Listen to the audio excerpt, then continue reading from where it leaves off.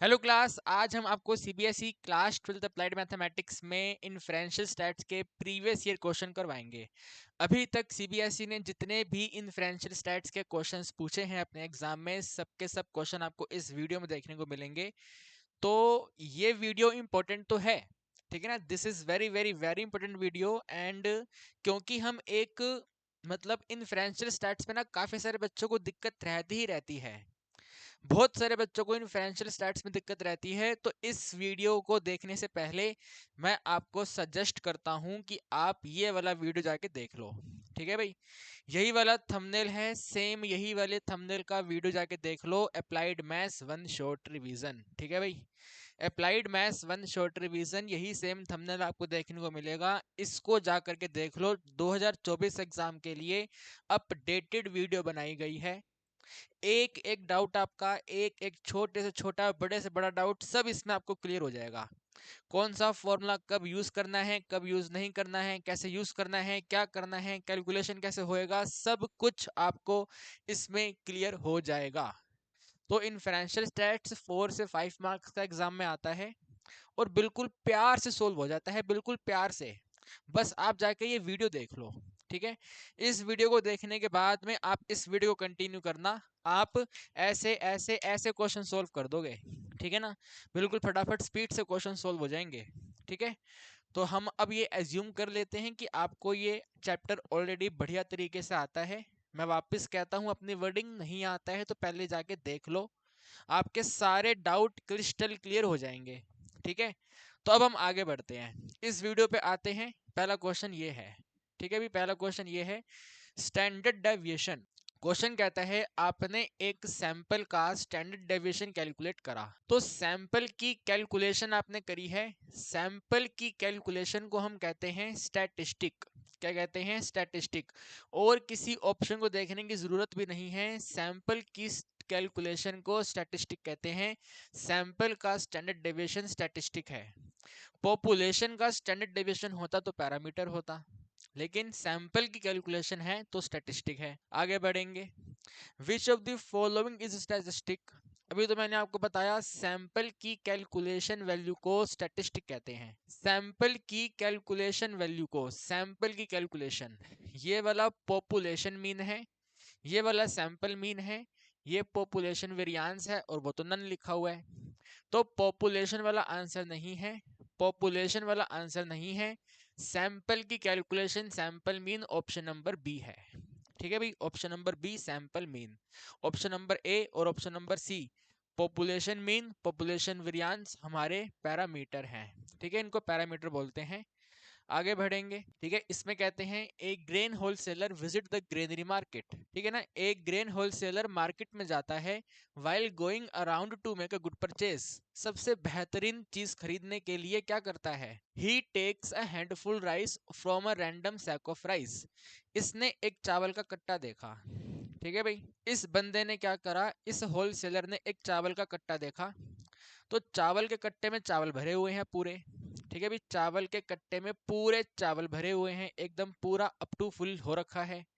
तो इन्होंने क्या करा, हैंडफुल राइस पिक कर लिया। इसमें से हैंडफुल राइस, अपने हाथ में थोड़ा सा चावल ले लिया, ठीक है भाई। हैंडफुल राइस, इसमें थोड़ा सा चावल अपने हाथ पे ले लिया और चेक करने लगा क्या चावल ठीक है, ठीक है ना। एक एक दो दाने लिए, दाने चेक करे चावल ठीक है नहीं ठीक है। In order to inspect the quality of the farmer, जो प्रोड्यूस करके लाए हैं, जो किसान प्रोड्यूस करके लाए हैं, क्या उनका क्वालिटी एकदम जानदार शानदार है, वो चेक करने के लिए हाथ में थोड़े से चावल चेक करने लग गए। भाई पूरा कट्टा तो चेक हो नहीं पाएगा, पूरा भरा हुआ बोरा कैसे चेक होगा? समझ रहे हो मेरी बात को? पूरा भरा हुआ बोरा चेक नहीं हो सकता। तो थोड़े से हाथ में चावल उठा के हमने चेक करने लग गए।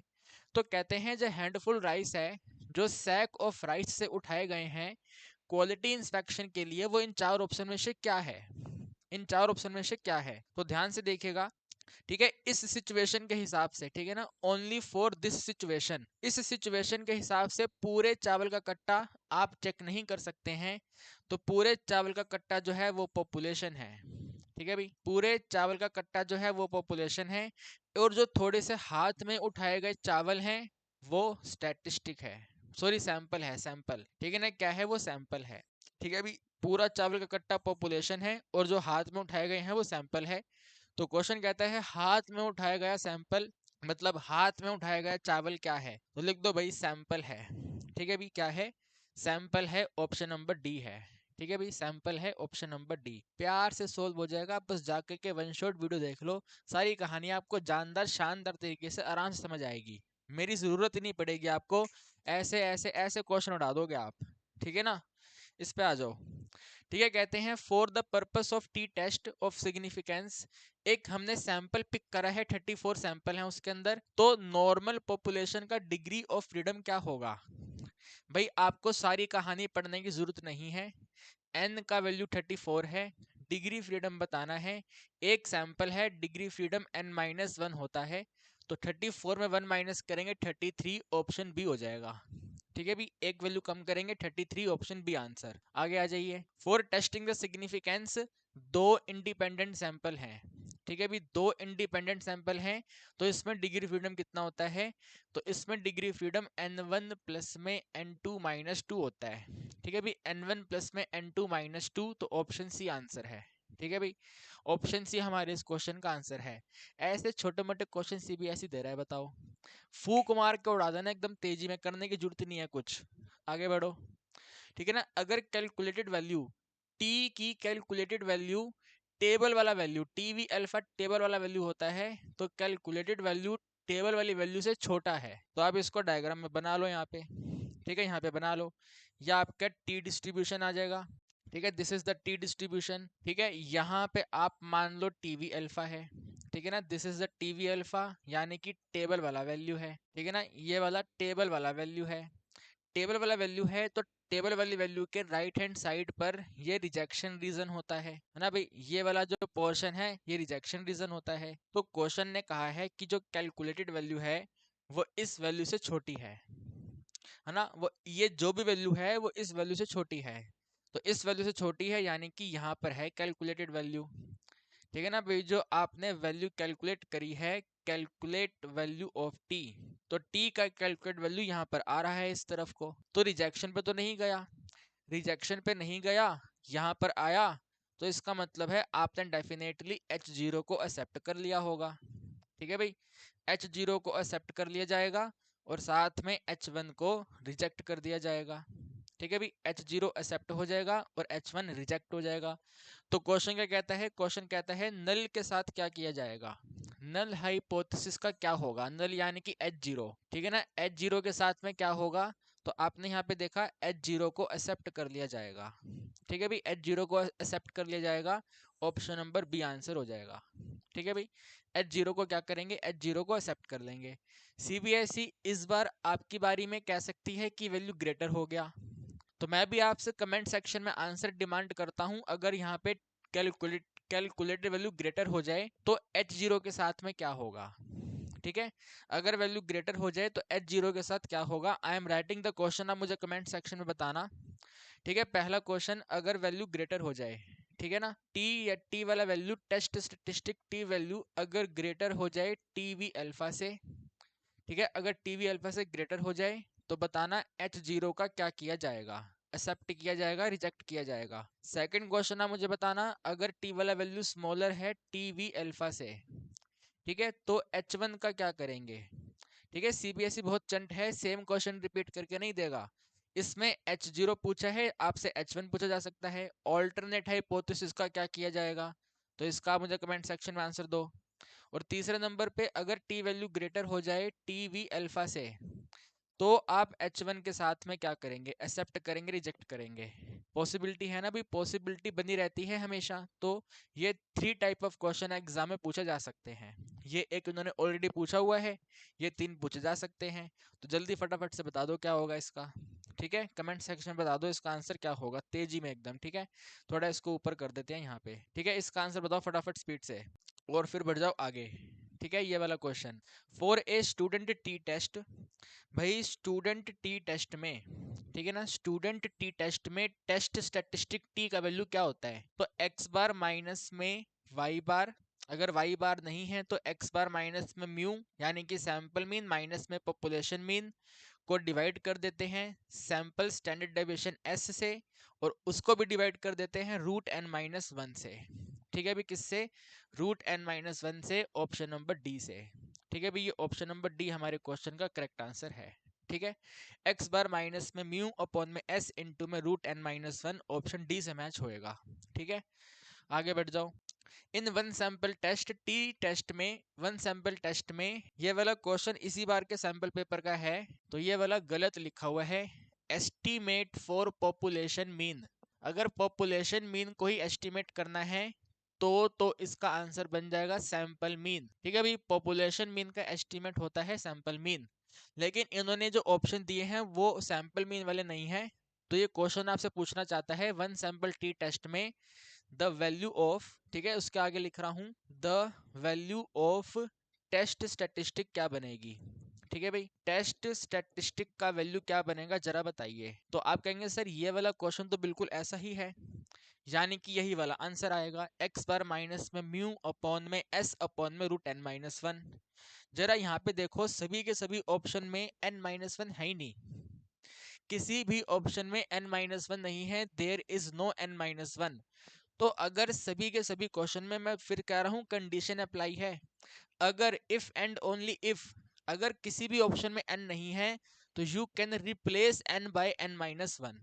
ठीक है भाई, अगर किसी भी ऑप्शन में n नहीं है तो आप n को रिप्लेस कर सकते हो n माइनस वन से। ठीक है, कब कर सकते हो? जब किसी भी ऑप्शन में s के साथ में n माइनस वन नहीं है, तो यहाँ पे चारों के चारों ऑप्शन में n माइनस वन नहीं है, so we can replace it by n।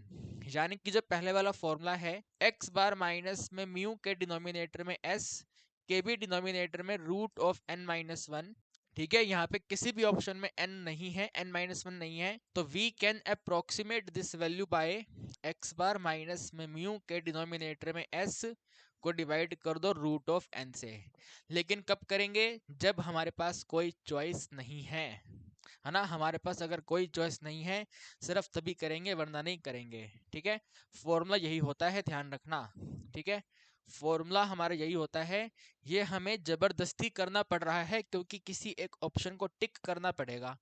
अगर यहाँ पे एक ऑप्शन नन होता तो उस पर टिक कर देते, क्योंकि ये फॉर्मूला तो है ही नहीं, बिल्कुल भी ये फॉर्मूला नहीं है, फॉर्मूला यही है, लेकिन हमें किसी एक ऑप्शन पे टिक करना है।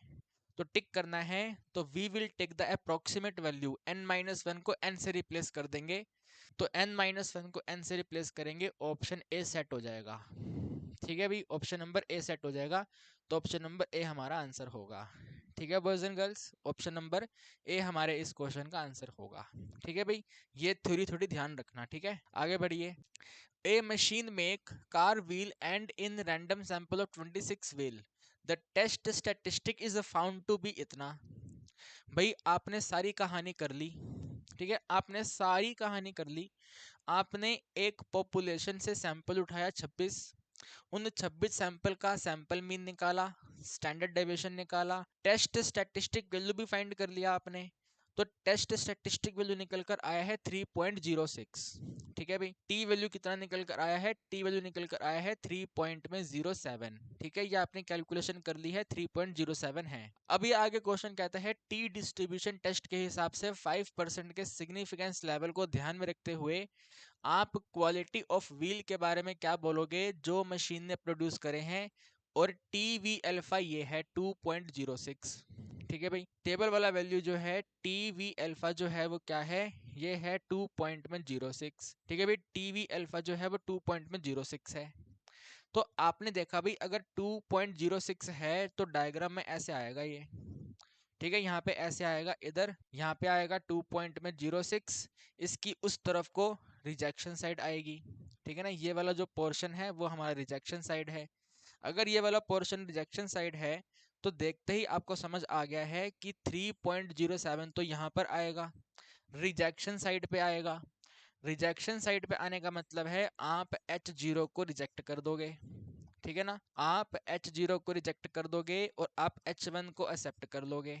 ठीक है ना, अभी आप H0 को रिजेक्ट करोगे, H1 को एक्सेप्ट कर लोगे, इस तरीके से। अब यहाँ पे जो रिजेक्शन है और जो एक्सेप्टेंस है इसको क्वालिटी में कन्वर्ट करना है। ठीक है, इनको आपको क्वालिटी में कन्वर्ट करना है। तो जब इसको क्वालिटी में कन्वर्ट करना है तो आपने H0 को रिजेक्ट कर दिया, आपने H0 को रिजेक्ट कर दिया। और H0 होता क्या है, बताओ बताओ, H0 क्या होता है? आप कहेंगे सर H0 हमारा होता है वन सैंपल टेस्ट में कि सैंपल मीन जो है वो पॉपुलेशन मीन के बराबर है। ठीक है, जो सैंपल मीन है वो हमारा पॉपुलेशन मीन के बराबर है। यानी कि जो मीन आपने इन 26 व्हील का निकाला है वही सेम व्हील, मतलब वही सेम मीन पूरी फैक्ट्री के व्हील्स के मीन के बराबर है। जो मीन पहले पूरी कंप्लीट फैक्ट्री के व्हील्स के बराबर हुआ करता था वही अभी है।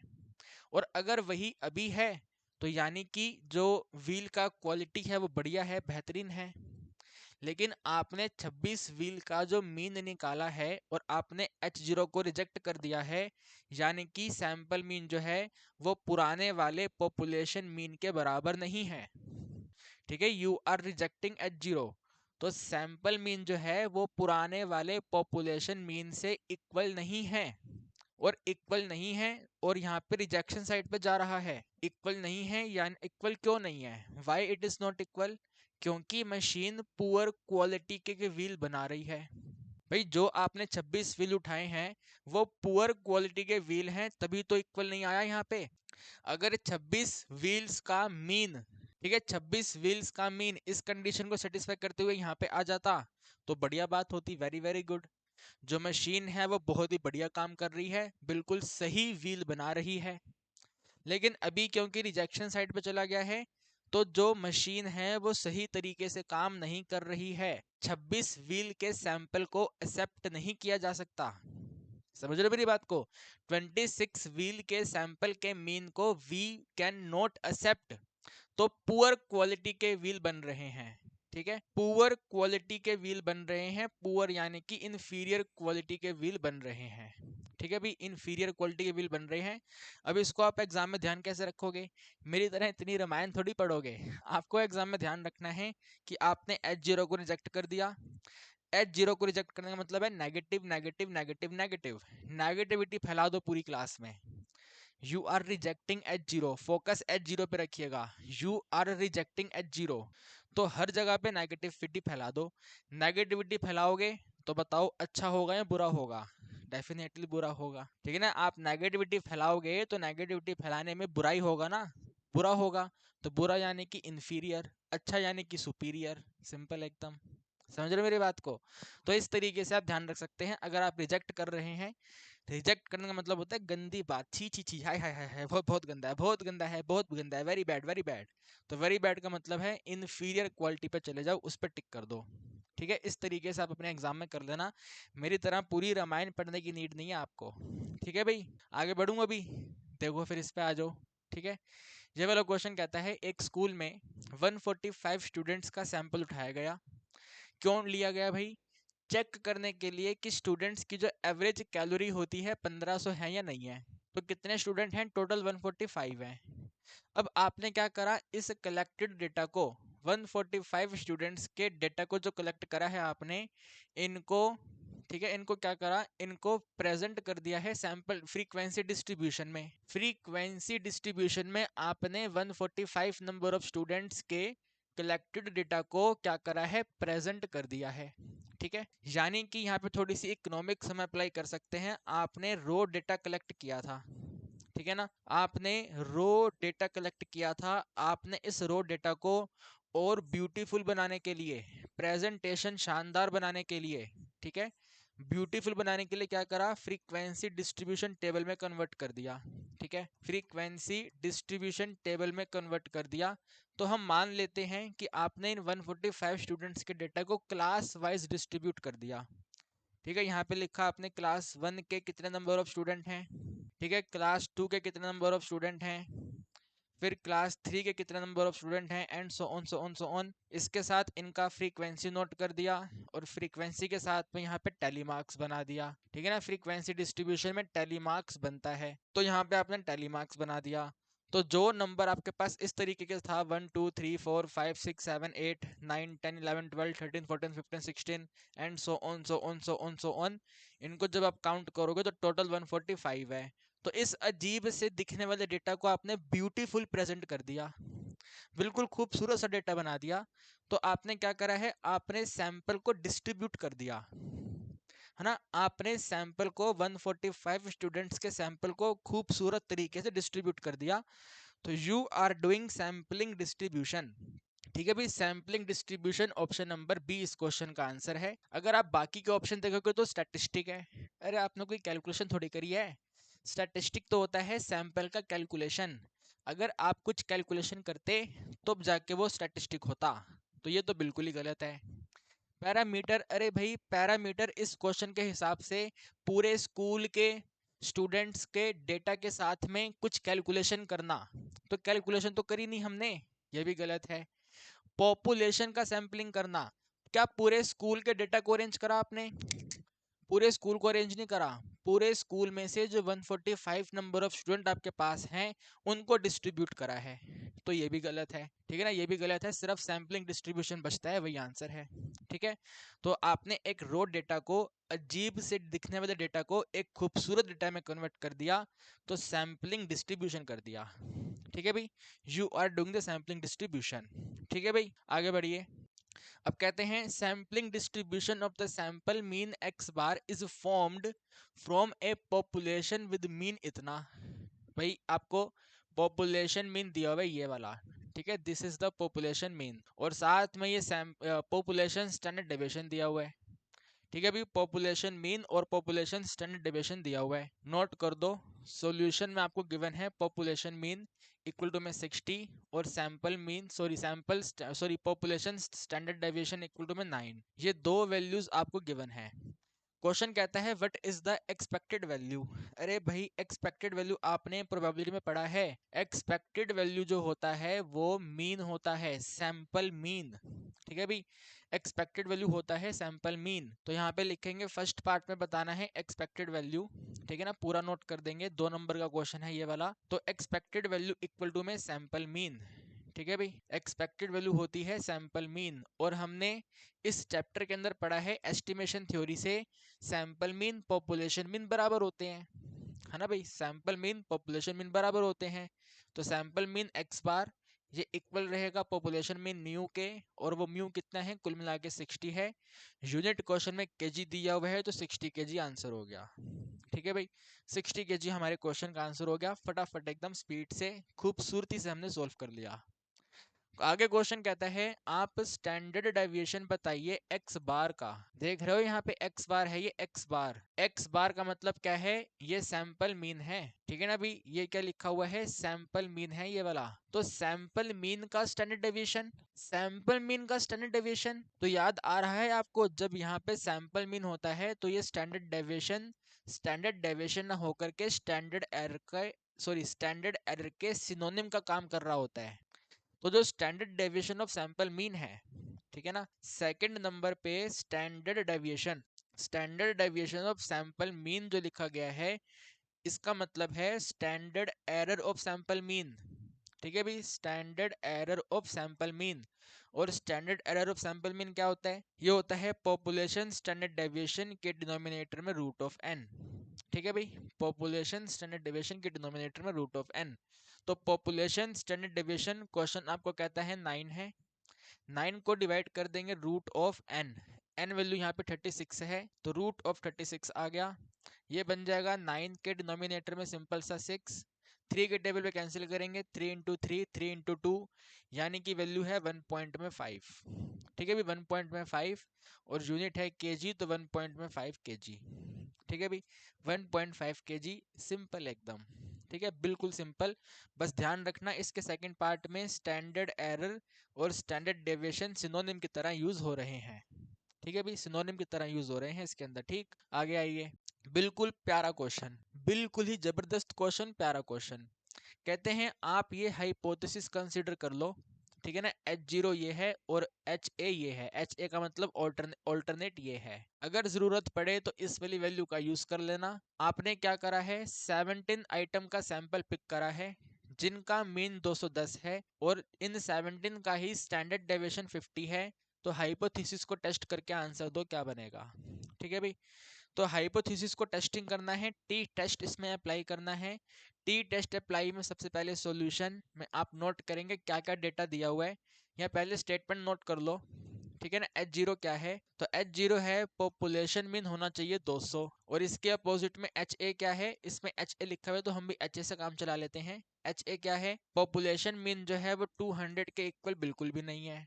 इनको लिखने के बाद में नोट करो क्या क्या डेटा गिवन है आपको, ठीक है। यहाँ पे लिखो नाउ, ठीक है, हमें क्या क्या गिवन है, तो हमें एक तो पॉपुलेशन मीन दिया हुआ है 200 है, साथ में लिख दो सैंपल मीन आपको दिया हुआ है, ठीक है ना। 17 का सैंपल मीन 210 दिया हुआ है, साथ में लिखो n कितना है, तो ये n तो 17 ही है, 17 आइटम है, और सैंपल स्टैंडर्ड डेविएशन यानी कि s आपको दिया हुआ है, तो भाई s कितना है 5050 है, ठीक है भाई 5050 है। तो इन सभी वैल्यू को यूज करके we can find the T value, है ना, we can find the T value. तो यहाँ पे लिख देंगे टेस्ट स्टैटिस्टिक, ठीक है, उसका नाम पूरा लिखेंगे test statistic. So test statistic equal to में टी, और टी कितना है, तो टी होता है x बार माइनस में म्यू के डिनोमिनेटर में s के इनटू में रूट में n माइनस 1।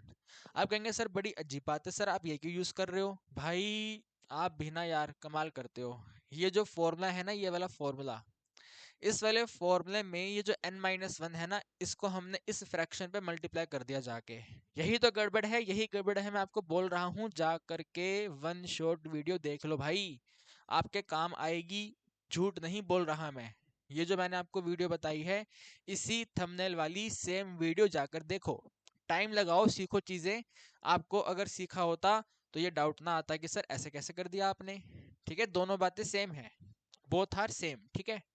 अब सैंपल मीन की वैल्यू पुट करो यहाँ पे, सैंपल मीन दिया हुआ है 210, पॉपुलेशन मीन दिया हुआ है 200, एस वैल्यू कहाँ पर है, तो एस वैल्यू दी हुई है 50, 50 के साथ में n-1 करना है, तो 17 माइनस 1, 210 में 200 माइनस करेंगे 10 हो जाएगा, डिवाइड में 50 आ जाएगा, मल्टीप्लाई में रूट ऑफ 17 माइनस 1 यानी कि 16, 0 0 कैंसिल करके 1/5 हो गया वो, ठीक है भी, कितना बना आगे 1/5 है, 1/5 के साथ मल्टीप्लाई में सिंपल सा 4 है, 16 का रूट करेंगे 4, 4/5 का मतलब है 0.8, ठीक है भी, 4/5 का मतलब है 0.8। इसके बाद में आप यहाँ पे नोट करो, ठीक है ना, डिग्री फ्रीडम कितना है और अल्फा कितना है, ठीक है, सिग्निफिकेंस लेवल कितना है, डिग्री फ्रीडम कितना है, तो यहाँ पे लिखो नाउ, ठीक है, now alpha is equal to, तो क्वेश्चन कहता है अल्फा है ये 5%, ठीक है ना, यानी कि 0.05 है। इसके साथ में डिग्री फ्रीडम कितना है, तो n-1 होता है, यानी कि 17 - 1 करने पे आंसर आएगा 16। इन दोनों को कंबाइन करके क्रिटिकल वैल्यू नोट करो, ठीक है, यानी कि टेबल वाला वैल्यू। तो critical value of T, T का क्रिटिकल वैल्यू कितना है, तो ये आपको दिया हुआ ये वाला, ठीक है ना, 16 डिग्री फ्रीडम पे 5% के सिग्निफिकेंस लेवल पे टी का वैल्यू ये है, तो 2.120, ठीक है, अभी कितना है 2.120। छोटा सा डायग्राम बना लो भाई, यहीं पे बना लो इधर, ठीक है ना, यहाँ पे छोटा सा डायग्राम बना लो ऐसे करके, ठीक है। यहाँ पे आपके पास आ जाएगा 2.120, ये वाला पोर्शन रहेगा रिजेक्शन रीजन का, ठीक है, ये वाला रिजेक्शन रीजन रहेगा, और इस रिजेक्शन रीजन के साथ में ये आप देखो 0.8 कहाँ पे आएगा, ठीक है। तो आप कहेंगे सर 0.8 इस 2.1 से छोटा है, यहाँ पर आएगा इधर, ठीक है ना, 0.8 इस तरफ को आएगा, यानी कि ये रिजेक्शन में नहीं गया, एक्सेप्टेंस में आ गया, ठीक है, किस में आ गया, एक्सेप्टेंस में आ गया।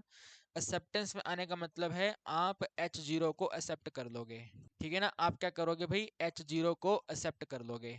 तो यहाँ पे आप नोट करोगे आगे, ठीक है, आगे आप नोट करोगे फाइनल स्टेटमेंट एज, क्योंकि, ठीक है, क्योंकि कैलकुलेटेड वैल्यू, ठीक है, क्योंकि कैलकुलेटेड वैल्यू, ठीक है ना, कैलकुलेटेड वैल्यू ऑफ टी, जो टी का कैलकुलेटेड वैल्यू है यानी कि 0.8, ठीक है, calculated value of T smaller है टीवी अल्फा से, ठीक है ना, ये टीवी अल्फा से स्मॉलर है, ये 2.1 से स्मॉलर है, तो इसका मतलब क्या हुआ, इसका मतलब हुआ कि H0 जो है वो एक्सेप्ट कर लिया जाएगा, ठीक है भाई, H0 एक्सेप्ट कर लिया जाएगा और साथ में H1 रिजेक्ट कर दिया जाएगा, ठीक है, बस क्वेश्चन आपका फिनिश हो गया, ठीक है भाई, क्वेश्चन आपका फिनिश हो गया, H0 एक्सेप्ट होता है, H1 रिजेक्ट होता है, बात खत्म, ठीक है भाई, सिंपल एकदम।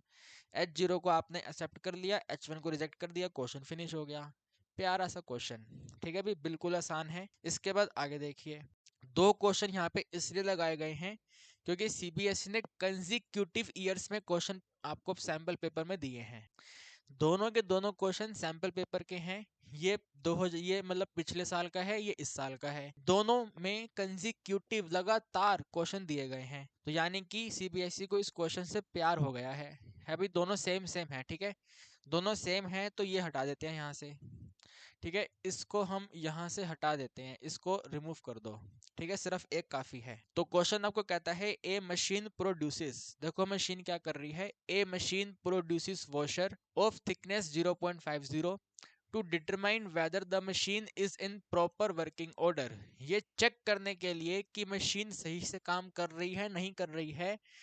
A sample of 10 washer is chosen, आपने 10 वॉशर को चूज कर लिया, जिनको कैलकुलेट करने में पता चला कि जो मीन थिकनेस है कुल मिलाकर के 0.53 है, एंड जो स्टैंडर्ड डेविएशन है कुल मिलाकर 0.03 है।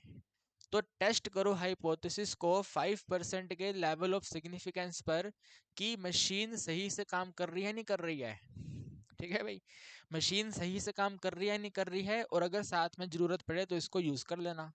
तो आइए वन बाय वन करके करते हैं। ठीक है, सॉल्यूशन। ठीक है भाई, सॉल्यूशन में हम नोट करेंगे सबसे पहले H0। H0 होता है हमारा सैंपल मीन जो है पॉपुलेशन मीन के इक्वल है, यानी कि जो पहले 0.50 था वही सेम टू सेम अभी भी 0.50 है। जो 0.53 आया है वो अपनी जगह पे बिल्कुल सही है, 0.50 अपनी जगह पे बिल्कुल सही है। देयर इज नो डिफरेंस, कोई दिक्कत वाली बात नहीं है, सब बढ़िया बढ़िया बातें हैं।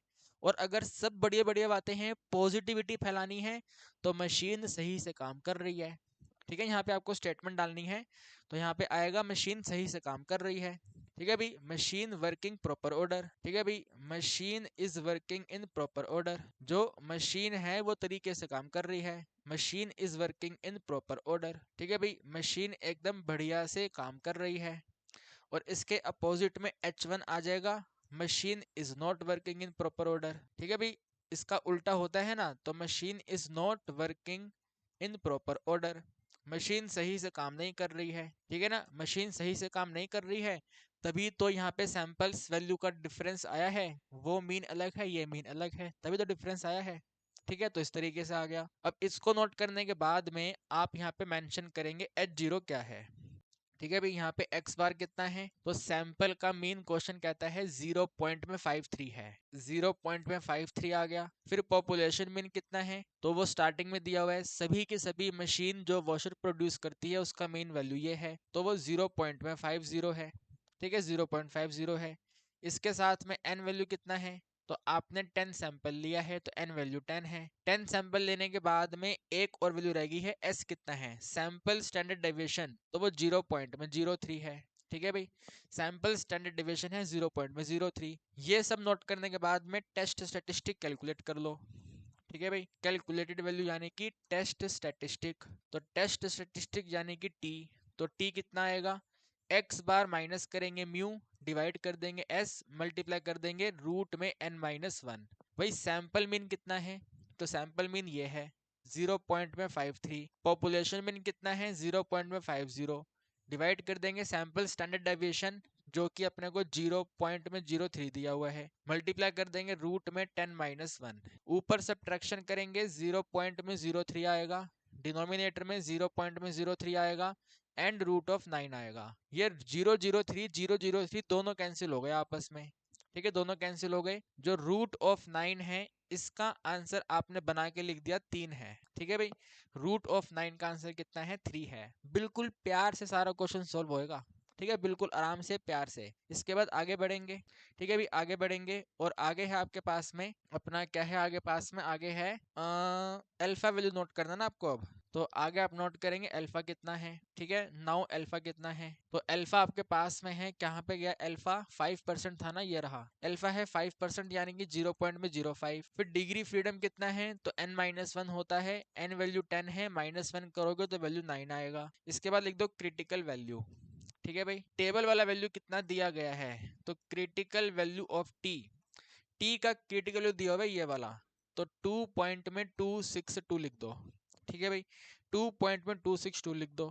अब आपने यहाँ पे नोटिस करा कि भाई जो कैलकुलेटेड वैल्यू है वो क्रिटिकल वैल्यू से बड़ी है, यानी कि ये रिजेक्शन साइड पे जा रहा है, ये रिजेक्शन साइड पे जा रहा है, यानी कि आप H0 को रिजेक्ट करोगे, H1 को एक्सेप्ट करोगे, और अगर आप H1 को एक्सेप्ट करोगे तो मशीन सही से काम नहीं कर रही है। यानी कि अगर इस वाले क्वेश्चन को उस एमसीक्यू में सेट कर दिया जाए तो आंसर बनेगा कि जो वॉशर है वो पुअर क्वालिटी के बन रहे हैं, जो वॉशर्स हैं वो पुअर क्वालिटी के बन रहे हैं, है ना। तो लिख दें इसको, अब आइए लिख देते हैं इसको, फाइनल लिख देते हैं। यहाँ पे लिखो एज, ठीक है ना, एज कैलकुलेटेड वैल्यू, ठीक है ना, जो कैलकुलेटेड वैल्यू है, as calculated value of T, जो टी का कैलकुलेटेड वैल्यू है यानी कि 3, तो ये 3 वाला वैल्यू ग्रेटर है क्रिटिकल वैल्यू से, ठीक है ना, ग्रेटर है क्रिटिकल वैल्यू ऑफ टी से, ठीक है ना, टेबल वाली वैल्यू से बड़ा है। तो इसका मतलब क्या हुआ, सो इट मीन्स, इसका मतलब हुआ,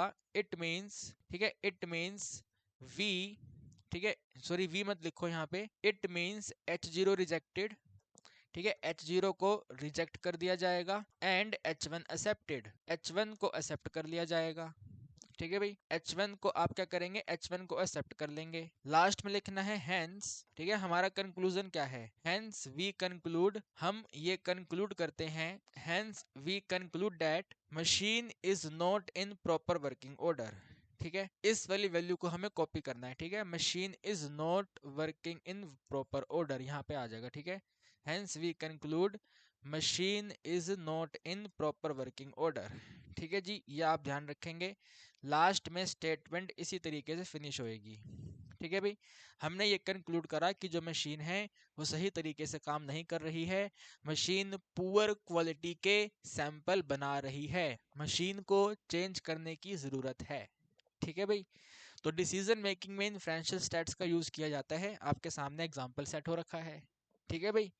आगे बढ़ जाएं, अब चलिए आगे बढ़ते हैं और ये देखते हैं, ठीक है भाई। ये वाला क्वेश्चन देखते हैं। क्वेश्चन कहता है the mean weekly sale for a 4 wheeler were 50 units per agency. Question ने आपको दिया हुआ है भाई, 4 व्हीलर, एक कोई गाड़ी मान लेते हैं, ठीक है, जो कार का सेल है, ठीक है ना, कार का मीन वीकली सेल जो है वो 50 यूनिट पर एजेंसी दिया हुआ है, ठीक है ना, पर एजेंसी दिया हुआ है, और कितनी एजेंसी है, तो टोटल 20 एजेंसी है। तो कह सकते हैं भैया एन का वैल्यू 20 है, और ये सभी की सभी एजेंसी का वैल्यू दिया हुआ है, ठीक है, सभी की सभी एजेंसी का वैल्यू दिया हुआ है, तो ये आपको पॉपुलेशन मीन दिया हुआ है, ठीक है भाई, this is the population mean. आगे कहते हैं आफ्टर एन एडवर्टीजमेंट कैंपेन, आपने एक एडवर्टीजमेंट कैंपेन रन करा, आपने एक एडवर्टीजमेंट कैंपेन रन करा, तो कैंपेन रन करने के बाद में mean weekly sale increased to 55 unit. पहले 50 यूनिट सेल होती थी, जब आपने कैंपेन चलाया तो 55 यूनिट सेल होने लग गई, with standard deviation equal to में 10 यूनिट, स्टैंडर्ड डेविएशन दिया हुआ है 10 यूनिट है, ठीक है भाई, क्या दिया हुआ है, 10 यूनिट है। Test whether the advertisement campaign was successful, test करके बताइए क्या एडवर्टीजमेंट का कोई रोल है 50 से 55 यूनिट पे आने पर, ठीक है, आपको बताना है, चेक करके आपको बताना है। तो आप क्या करेंगे, आप यहाँ पे सबसे पहले लिखेंगे सॉल्यूशन, ठीक है भाई, सॉल्यूशन में आप नोट करेंगे H0 क्या है। देखो भाई H0 होता है हमारा हमेशा सैंपल मीन जो है पॉपुलेशन मीन के बराबर है, सैंपल मीन पॉपुलेशन मीन के बराबर है, यानी कि जो पहले 50 आंसर था वो आज भी 50 है, 55 नहीं हुआ है, जो पहले 50 था वो आज भी 50 है, 55 नहीं हुआ है। अगर 55 नहीं हुआ है यानी कि एडवर्टीजमेंट ने अपना काम नहीं किया, अगर एडवर्टीजमेंट काम कर देती तो सैंपल मीन इंक्रीज हो जाता, लेकिन हमने यहाँ पे लिखा है सैंपल मीन बराबर है। अगर सैंपल मीन बराबर है तो यहाँ पे हम देख पा रहे हैं कि न्यूमेरिकल टर्म में इंक्रीज हो गया है, लेकिन इसका इंक्रीमेंट किसी और रीजन की वजह से हुआ होगा, एडवर्टीजमेंट की वजह से नहीं हुआ है। तो सैंपल मीन पॉपुलेशन मीन बराबर होने का मतलब हो गया कि एडवर्टीजमेंट कैंपेन सक्सेसफुल नहीं है, ठीक है भाई, एडवर्टाइजिंग कैंपेन सक्सेसफुल नहीं है, उसको यहाँ पे नोट करना है, ठीक है। एडवर्टाइजिंग कैंपेन जो है, ठीक है भाई, एडवर्टाइजमेंट कैंपेन जो है इज नॉट सक्सेसफुल, ठीक है, वो सक्सेसफुल नहीं है, अगर सक्सेसफुल हो जाता तो मीन इंक्रीज हो जाता, तो वो यहाँ पे आ जाएगा H1 में, ठीक है, H1 में आ जाएगा एडवर्टीजमेंट कैंपेन सक्सेसफुल है, ठीक है ना, एडवर्टाइजिंग कैंपेन जो है वो सक्सेसफुल है, तो हम कॉपी कर लेते हैं यहाँ पे, मेहनत क्यों करें बार बार लिखने की, है भाई, कॉपी कर लो इसको नीचे, ठीक है, एडवर्टीजमेंट कैंपेन सक्सेसफुल है। और अगर सक्सेसफुल है तो ये नोट हटा दो यहाँ से, ठीक है। इसको आप और आगे कर दो, इज सक्सेसफुल, ठीक है। इस तरीके से H0 आ गया, H1 आ गया। H0 H1 के बाद में यू नीड टू राइट, आपको वैल्यू क्या क्या गिवन है। तो एक तो आपको हमेशा सैंपल मीन क्वेश्चन में मिल जाएगा। ये क्वेश्चन कहता है सैंपल मीन जो है इंक्रीज होके 55 हो गया है, तो यहाँ पे 55 आ गया। साथ में पॉपुलेशन मीन क्या है, तो पॉपुलेशन मीन स्टार्टिंग में दिया हुआ था 5050 है, ठीक है। इसके बाद में स्टैंडर्ड डेविएशन ये दिया हुआ 10 है, तो S value standard deviation value 10 है। इसके साथ में आपको एन रिमेनिंग रह गया, तो एन कितना है, तो वो आपको 20 एजेंसी दिया हुआ था, एन वैल्यू 20 है, ठीक है भी, एन वैल्यू 20 है। अब इसमें थोड़ी सी कैलकुलेशन करनी पड़ेगी अपन को, लेकिन घबराएंगे नहीं, करेंगे, हारना नहीं है, करना है, ठीक है। टेस्ट स्टैटिस्टिक, ठीक है भी, टेस्ट स्टैटिस्टिक। तो भाई टेस्ट स्टैटिस्टिक बनेगा टी वैल्यू होता है एक्स बार माइनस में म्यू के डिनोमिनेटर में एस इनटू में रूट में एन माइनस वन। तो what is x bar, x bar है 55, मीन कितना है, पॉपुलेशन मीन कुल मिला के 50 है, एस वैल्यू कितना है भाई, ये कुल मिला के 10 है, मल्टीप्लाई करना है रूट ऑफ 20 माइनस वन, ये आएगा आपके पास में सिंपल सा 5, डिनोमिनेटर में 10 और साथ में रूट ऑफ 19, ठीक है। कितना आ गया, रूट ऑफ 19। 5/10 को लिख सकते हैं 0.5 है वो, है ना भी, कितना है 0.5, या 5/10 रहने दो, कोई दिक्कत नहीं है, ठीक है। इसको 5/10 ही रहने दो आप, ये सिंपल सिंपल है 5/10। रूट 19 को हमें सोल्व करना पड़ेगा, लॉन्ग डिवीजन मेथड अप्लाई करना पड़ेगा। ये दो पेयर यहाँ पे बन गए, आप इसको सेम सेम नंबर से मल्टीप्लाई करके नोट करो कि आंसर या तो 19 हो जाए या 19 से कम रहे। ध्यान रखना सेम सेम नंबर मल्टीप्लाई होगा। तो 4 कर लेते हैं, 4 को 4 से मल्टीप्लाई करेंगे 16 आएगा, माइनस करने पे यहाँ पे 3 आएगा। आप कहेंगे सर इतनी मेहनत क्यों कर रहे हो, ऐसे क्यों कर रहे हो सर, ऐसे कौन करता है, सर जी ऐसे कौन करता है, 4 को 4 से मल्टीप्लाई क्यों कर रहे हो भाई, सेम सेम नंबर, 1 को 1 से, 2 को 2 से, 3 को 3 से, 4 को 4 से, 5 को 5 से, 6 को 6 से, 7 को 7 से, 8 को 8 से, 9 को 9 से, सेम सेम नंबर आएंगे तो 4 के साथ 4 आएगा ना, समझ रहे हो बात को, 4 के साथ 4 आएगा इसलिए। तो माइनस करने पे 3 आ गया, ठीक है। और यहाँ पे इनको करना है ऐड, 4 एंड 4 हो जाएगा 8, ठीक है। ब्रैकेट पे नोट कर देते हैं क्या करना है, ऐड करना है। तो 4 + 4 कितना हो गया, 8 हो गया, माइनस करने पे 3 है। अब जो 8 है वो 3 से छोटा है, तो वहां पे डेसिमल पॉइंट लगाएंगे, और क्योंकि ये स्क्वायर रूट है तो स्क्वायर रूट में यहाँ पे 2 जीरो आती है, ठीक है भाई, स्क्वायर रूट में 2 जीरो आती है। तो अब आपके पास में वैल्यू है 8, तो 8 के साथ में भी दोबारा से सेम सेम नंबर आएगा। सेम सेम नंबर के कहने का मतलब है 8 के साथ में अगर आप 1 लेते हो ना, 8 के साथ अगर 1 लेते हो तो 1 से मल्टीप्लाई करो, 8 के साथ 2 लेते हो 2 से मल्टीप्लाई करो, 8 के साथ में 3 लेते हो 3 से मल्टीप्लाई करो, 8 के साथ 4 लेते हो 4 से मल्टीप्लाई करो। तो इस तरीके से सेम सेम नंबर आपको चाहिए, ठीक है। जहां तक मैं सोच पा रहा हूँ ये 3 से मल्टीप्लाई हो जाएगा, 3 इंटू में 3, तो 3 इंटू 3 विल बी 9 है, और 3 8 टोटल 24 है, माइनस करेंगे 1 आ जाएगा, यहाँ पे 5 आ जाएगा, 51 हो गया, ठीक है भाई। कितना हो गया कुल मिलाकर के, ये 51 हो गया, ठीक है। अगर ये 51 हुआ है तो इसको यहीं तक सही है, यहाँ पे लिख दो ये 4.3 है, ठीक है भाई। कितना है 4.3 है, तो 4.3 को 5 से मल्टीप्लाई कर लो, 4.3 इंटू में 5, 5 3 जा 15 है, 5 4 जा 20 और 1 21 है, तो आंसर बना है 21, ठीक है। कितना आएगा, एक काम करो यार, आप ना 5/10 को 0.5 ही कर लो, ठीक है। यहाँ पे 10/5 को 0.5 कर लो, इसको मल्टीप्लाई करना है, तो मल्टीप्लाई करने पे वो वाला आंसर आया है 215। अब एक डिजिट यहाँ पर है, एक डिजिट यहाँ पर है, तो 2.15 हो जाएगा ये, ठीक है बॉयज एंड गर्ल्स। कितना हो गया है 2.15, इसे यहाँ से हटा दो अब, ठीक है, इसे आप यहाँ से हटा दो। एक बार हम आपको आंसर वेरीफाई करवा देते हैं, ठीक है। यहाँ पे कैलकुलेटर है तो आंसर वेरीफाई करवा देते हैं। आपने रूट करा है 19 का, ठीक है, तो 4.3 आया, देखो 4.3, तो 4.3 को हमने क्या करा भाई, 4.3 को हमने मल्टीप्लाई करा 5 से, तो 21.5 बना, फिर इसे डिवाइड करना था 10 से, तो 2.15, ठीक है भाई। तो बिल्कुल सही आंसर आया है 2.15। अब इसके बाद देखो जो 2.15 है वो 1.729 से काफी बड़ा नंबर है, ये वाला वैल्यू बड़ा नंबर है, यानी कि you are again rejecting the H0, आप H0 को रिजेक्ट कर रहे हो। तो H0 को रिजेक्ट कर रहे हो तो H1 को एक्सेप्ट कर रहे हो, और अगर H1 को एक्सेप्ट कर रहे हो तो बिल्कुल खुश हो जाओ, एडवर्टीजमेंट सक्सेसफुल है। एडवर्टाइजिंग करने से ही वैल्यू इंक्रीज हुई है, तो उसको यहाँ पे नोट करना है। अब आप लिख लोगे अपने आप इसको, बोलो भाई आप अपने आप लिख लोगे? मैंने आपको यहाँ पे बताया ऐसे लिखना है, यहाँ पे बताया ऐसे लिखना है, तो क्या इस क्वेश्चन में आप अपने आप से लिख पाएंगे यस और नो?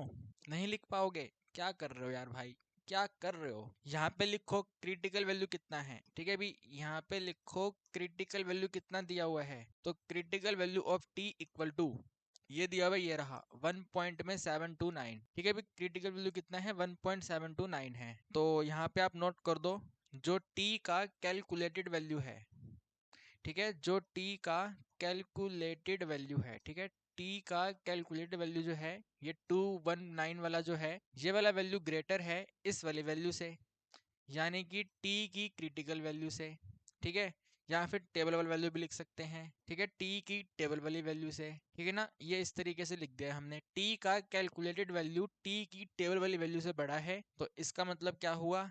इसका मतलब हुआ कि H0 को रिजेक्ट कर दिया जाएगा, ठीक है ना भी, H0 को रिजेक्ट कर दिया जाएगा और साथ में H1 को एक्सेप्ट कर लिया जाएगा, ठीक है भी, H1 को एक्सेप्ट कर लिया जाएगा। अगर H1 को एक्सेप्ट कर लिया जाएगा, हेंस वी कंक्लूड, तो हम ये कंक्लूड करते हैं, ठीक है भी, आप क्या कंक्लूड करते हैं?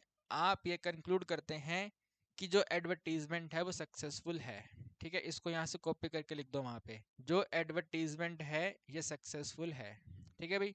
Hence we conclude advertisement is successful, simple एकदम, ठीक है। आगे बढ़े, अब चलिए आगे बढ़ते हैं, इसको देखते हैं। कहता है 10 cartons are taken at random from an automatic packing machine. भाई ऑटोमेटिक पैकिंग मशीन में से आपने क्या करा है? आपने 10 कार्टन्स लिए हैं, यानी कि आपने एक सैंपल लिया है जिसमें 10 वैल्यूज हैं, तो इनका जो मीन वेट है कुल मिलाकर के 11.8 है, और स्टैंडर्ड डेविएशन जो है 0.15 है। Does the sample mean differ significant from the intended यानी कि population वाला? तो क्या सैंपल मीन जो 11.8 है वो इस 12 kg वाले मीन से डिफरेंस है? जरा चेक करके बताइए, ठीक है भाई, या आपको चेक करके बताना है, यानी कि सेम सब चीजें आपको अप्लाई करनी है। तो स्टार्टिंग में तो आप यहाँ पे नोट करोगे H0 क्या है, ठीक है भी, स्टार्टिंग में आप नोट करेंगे H0 क्या है। तो H0 में सैंपल मीन अगर पॉपुलेशन मीन दोनों इक्वल हैं, if sample mean population mean are equal then there is no difference, कोई डिफरेंस नहीं है, ठीक है, देयर इज नो डिफरेंस, तो वही लिख दो यहाँ पे, देयर इज नो डिफरेंस, ठीक है भाई, there is no significant difference, ठीक है, थोड़ा हैवी वर्ड डाल दो यहाँ पे, there is no significant difference, कोई इतनी बड़ी बात नहीं है, ठीक है, there is no significant difference, T नहीं आएगा यहाँ पे, सी आएगा ना, there is no significant difference between sample mean and population mean, ठीक है भाई, कोई इतनी बड़ी बात नहीं है।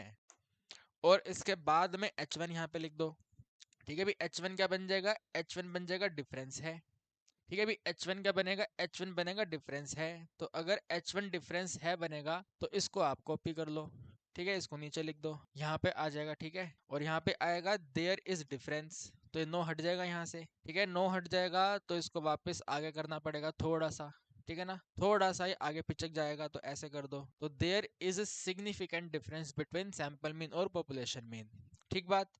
अब आगे आप नोट करो, ठीक है ना, वैल्यू फाइंड कर लो इधर, तो यहाँ पे आप वैल्यूज नोट करो आपको क्या क्या गिवन है, तो यहाँ पे लिखो now what is the population mean, तो कहते हैं वो 12 है, ठीक है, what is the sample mean, तो क्वेश्चन कहता है वो 11.8 है, ठीक है, 11.8 है। इसके बाद में n कितना है, तो हमने पता किया है n वैल्यू 10 है।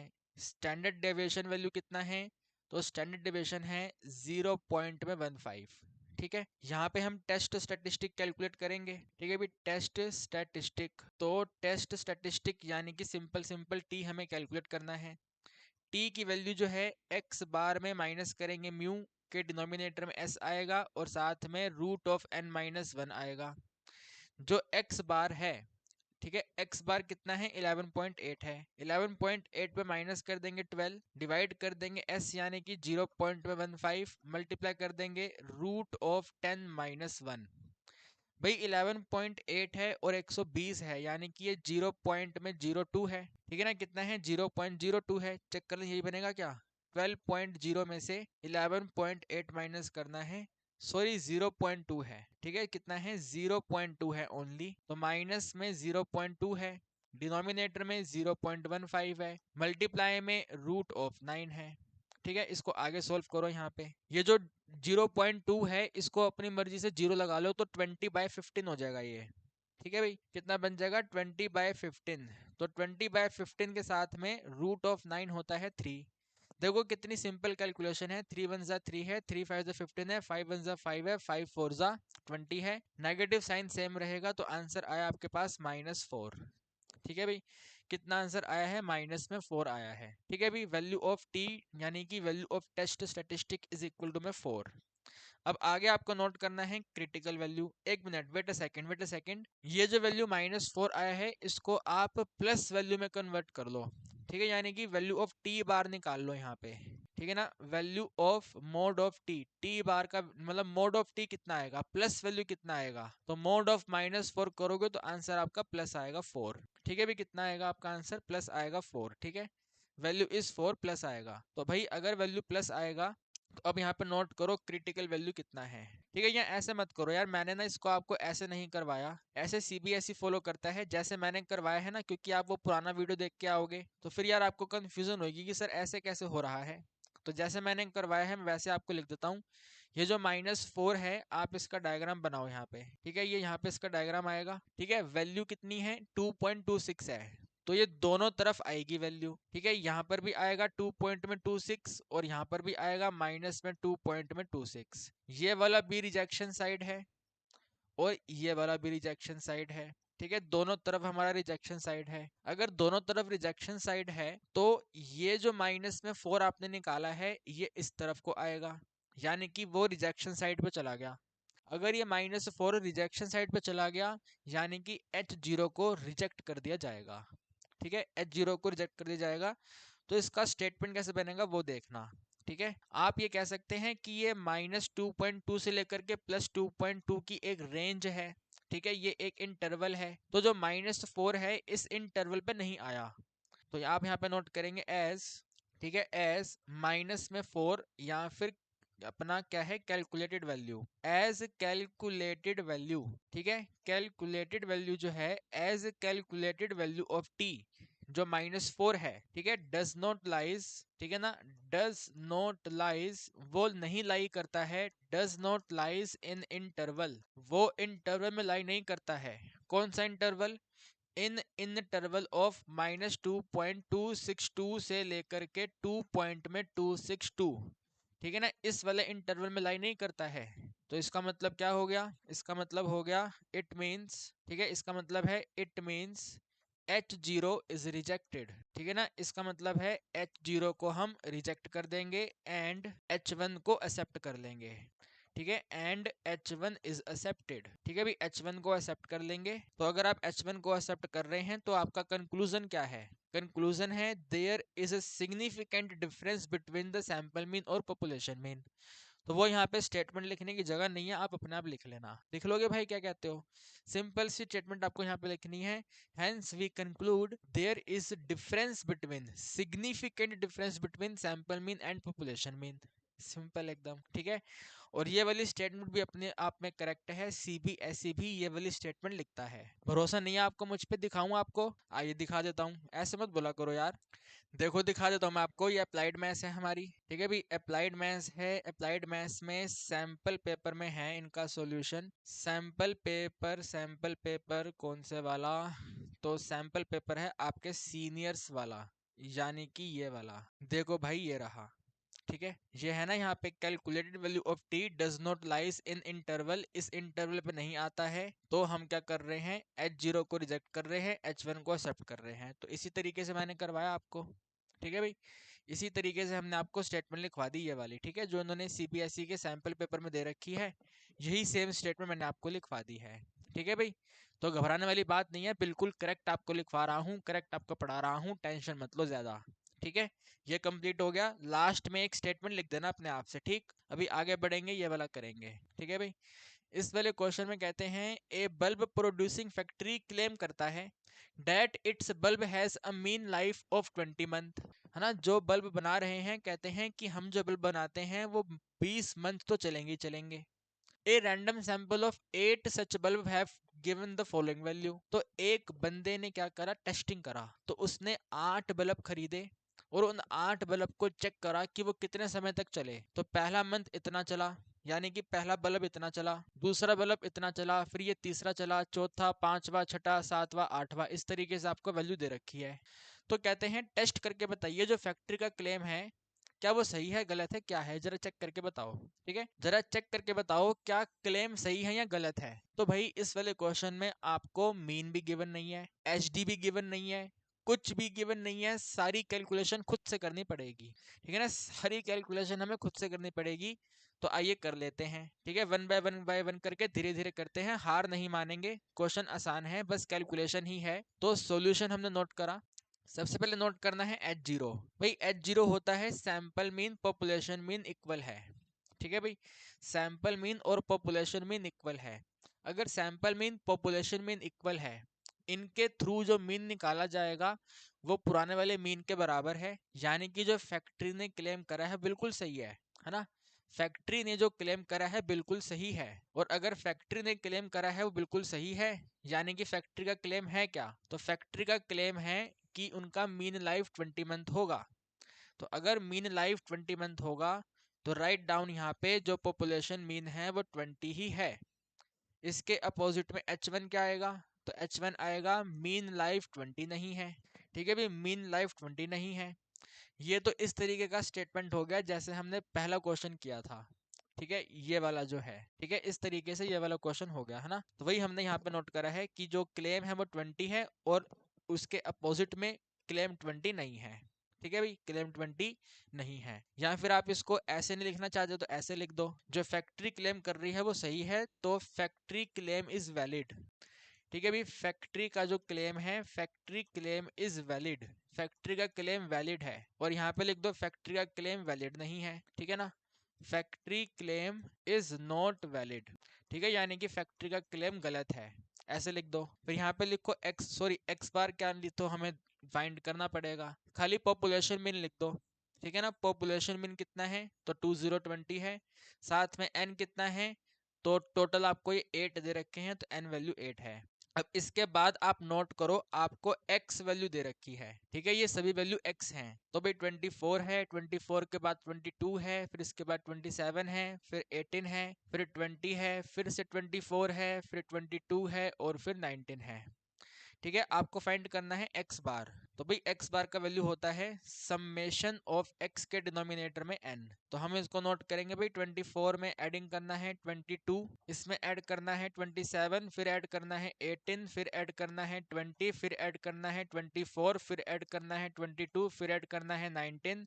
इन सब को हम डिवाइड कर देंगे n यानी कि टोटल 8 से। ठीक है भाई, n यानी कि टोटल 8 से। तो भाई इनको एडिंग करो। ठीक है भाई, इन्हें एडिंग करना है तो एडिंग करो। 24 में ऐड करना है 22, में ऐड करना है 27, में ऐड करना है 18, में ऐड करना है 20। ठीक है, में ऐड करना है 24, इसमें ऐड करना है 22 और फिर ऐड करना है 19। ठीक है भाई, 176 आता है, 176 को डिवाइड करना है 8 से। ठीक है भाई, 176 को डिवाइड करना है 8 से, 22 आंसर आता है। तो ये आया था अपने पास 176, डिवाइड करा हमने 8 से तो आंसर आया 22। ठीक है भाई, सैंपल मीन कितना है, सैंपल मीन 22 है। सैंपल मीन 22 के बाद में आगे आप नोट कर दो, ठीक है, कैलकुलेशन ऑफ, ठीक है जी, आगे हेडिंग लगा दो calculation of summation of x minus में x बार का स्क्वायर। क्योंकि आपको मालूम होना चाहिए स्टैंडर्ड डेविएशन का आंसर होता है समेशन ऑफ x माइनस में x बार का स्क्वायर, डिनोमिनेटर में n माइनस वन और इसका रूट।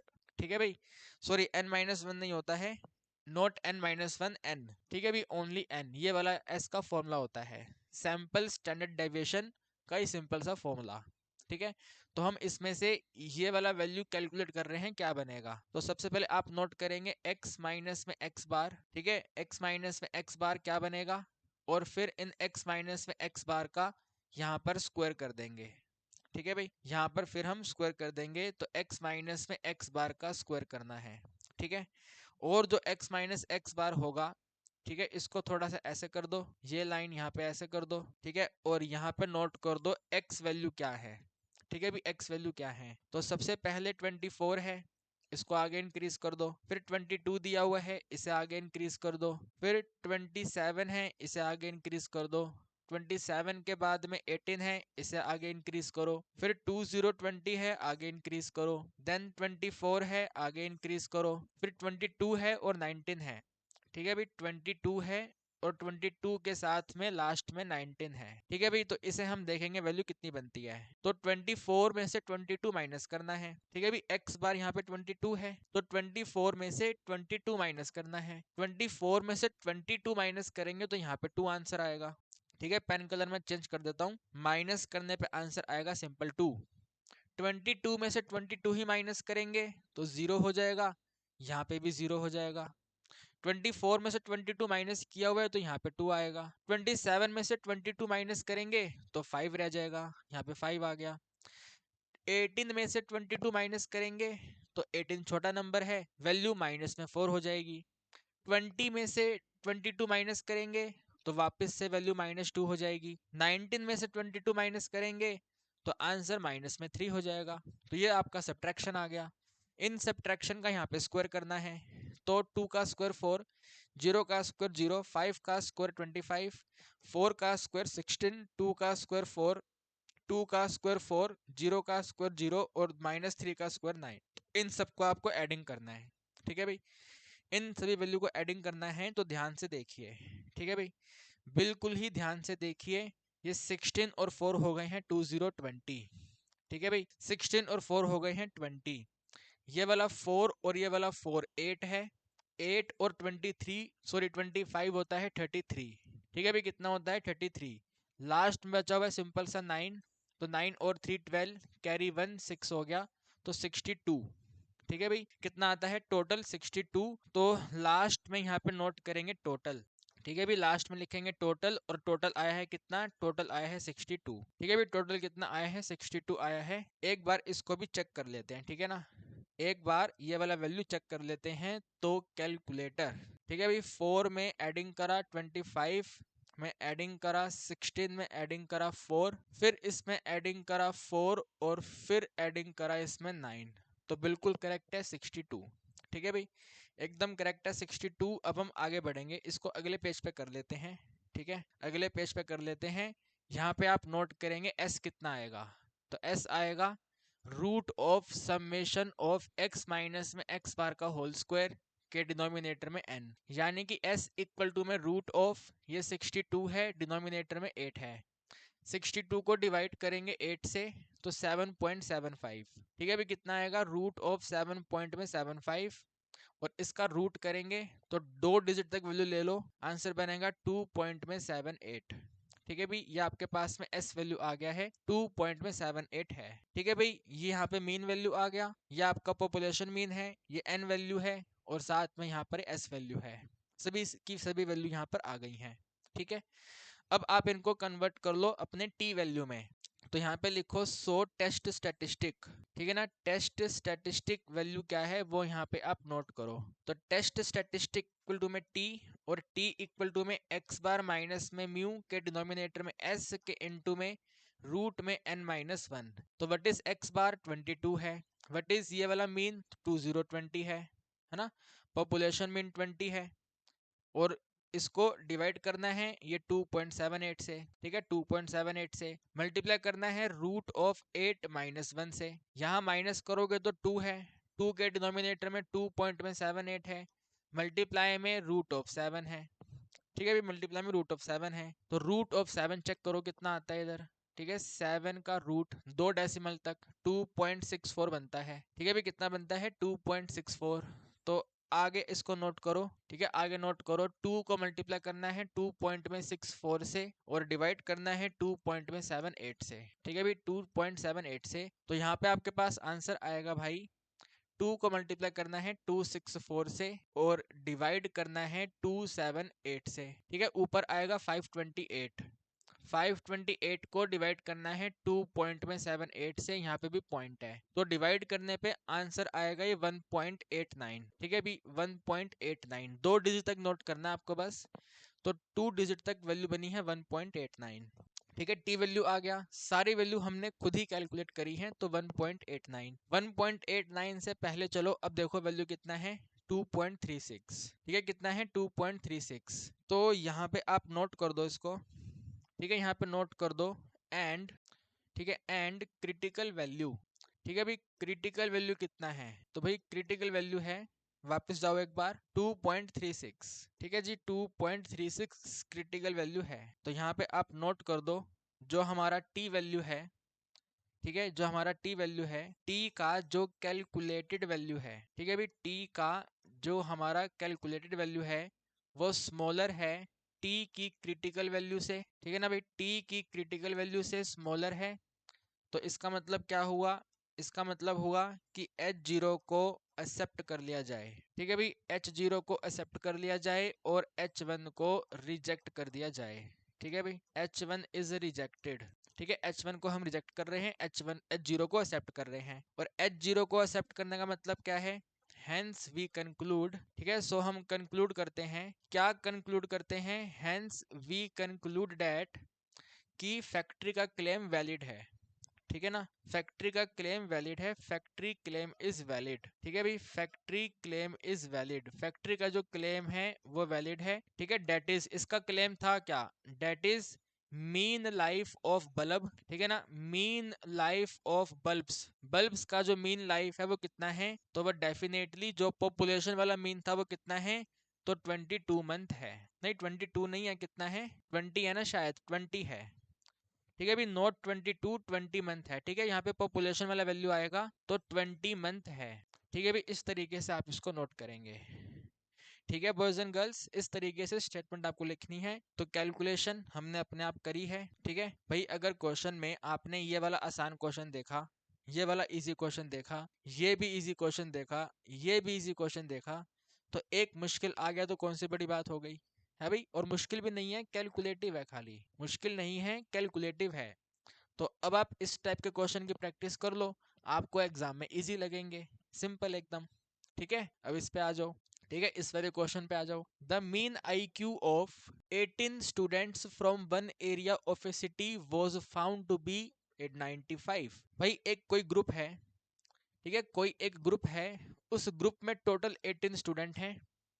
जिस ग्रुप में 18 स्टूडेंट हैं उनकी मीन वैल्यू 95 है और इनका जो स्टैंडर्ड डेविएशन है वो टोटल 10 है। While the mean IQ of 12 student, जो दूसरे 12 स्टूडेंट हैं किसी दूसरे एरिया के हैं, तो इनका जो मीन है वो 100 है।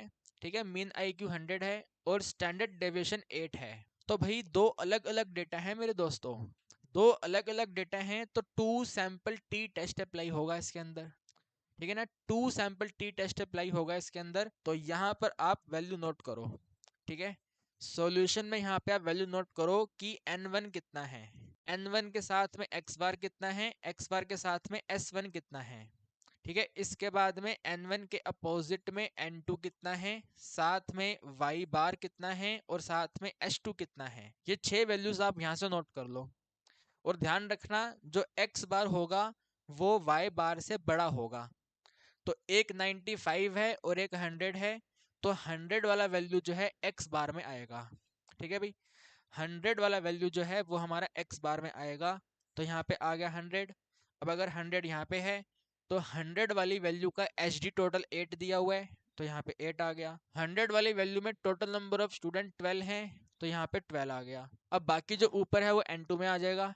तो n2 में टोटल 18 स्टूडेंट हैं, x बार में ये सॉरी y बार में ये आ जाएगा, यहाँ पे मीन 95 है और स्टैंडर्ड डेविएशन टोटल 10 है। तो ये 6 वैल्यू हमने नोट कर दी। ठीक है भाई, 2 sample T test we are applying in this question.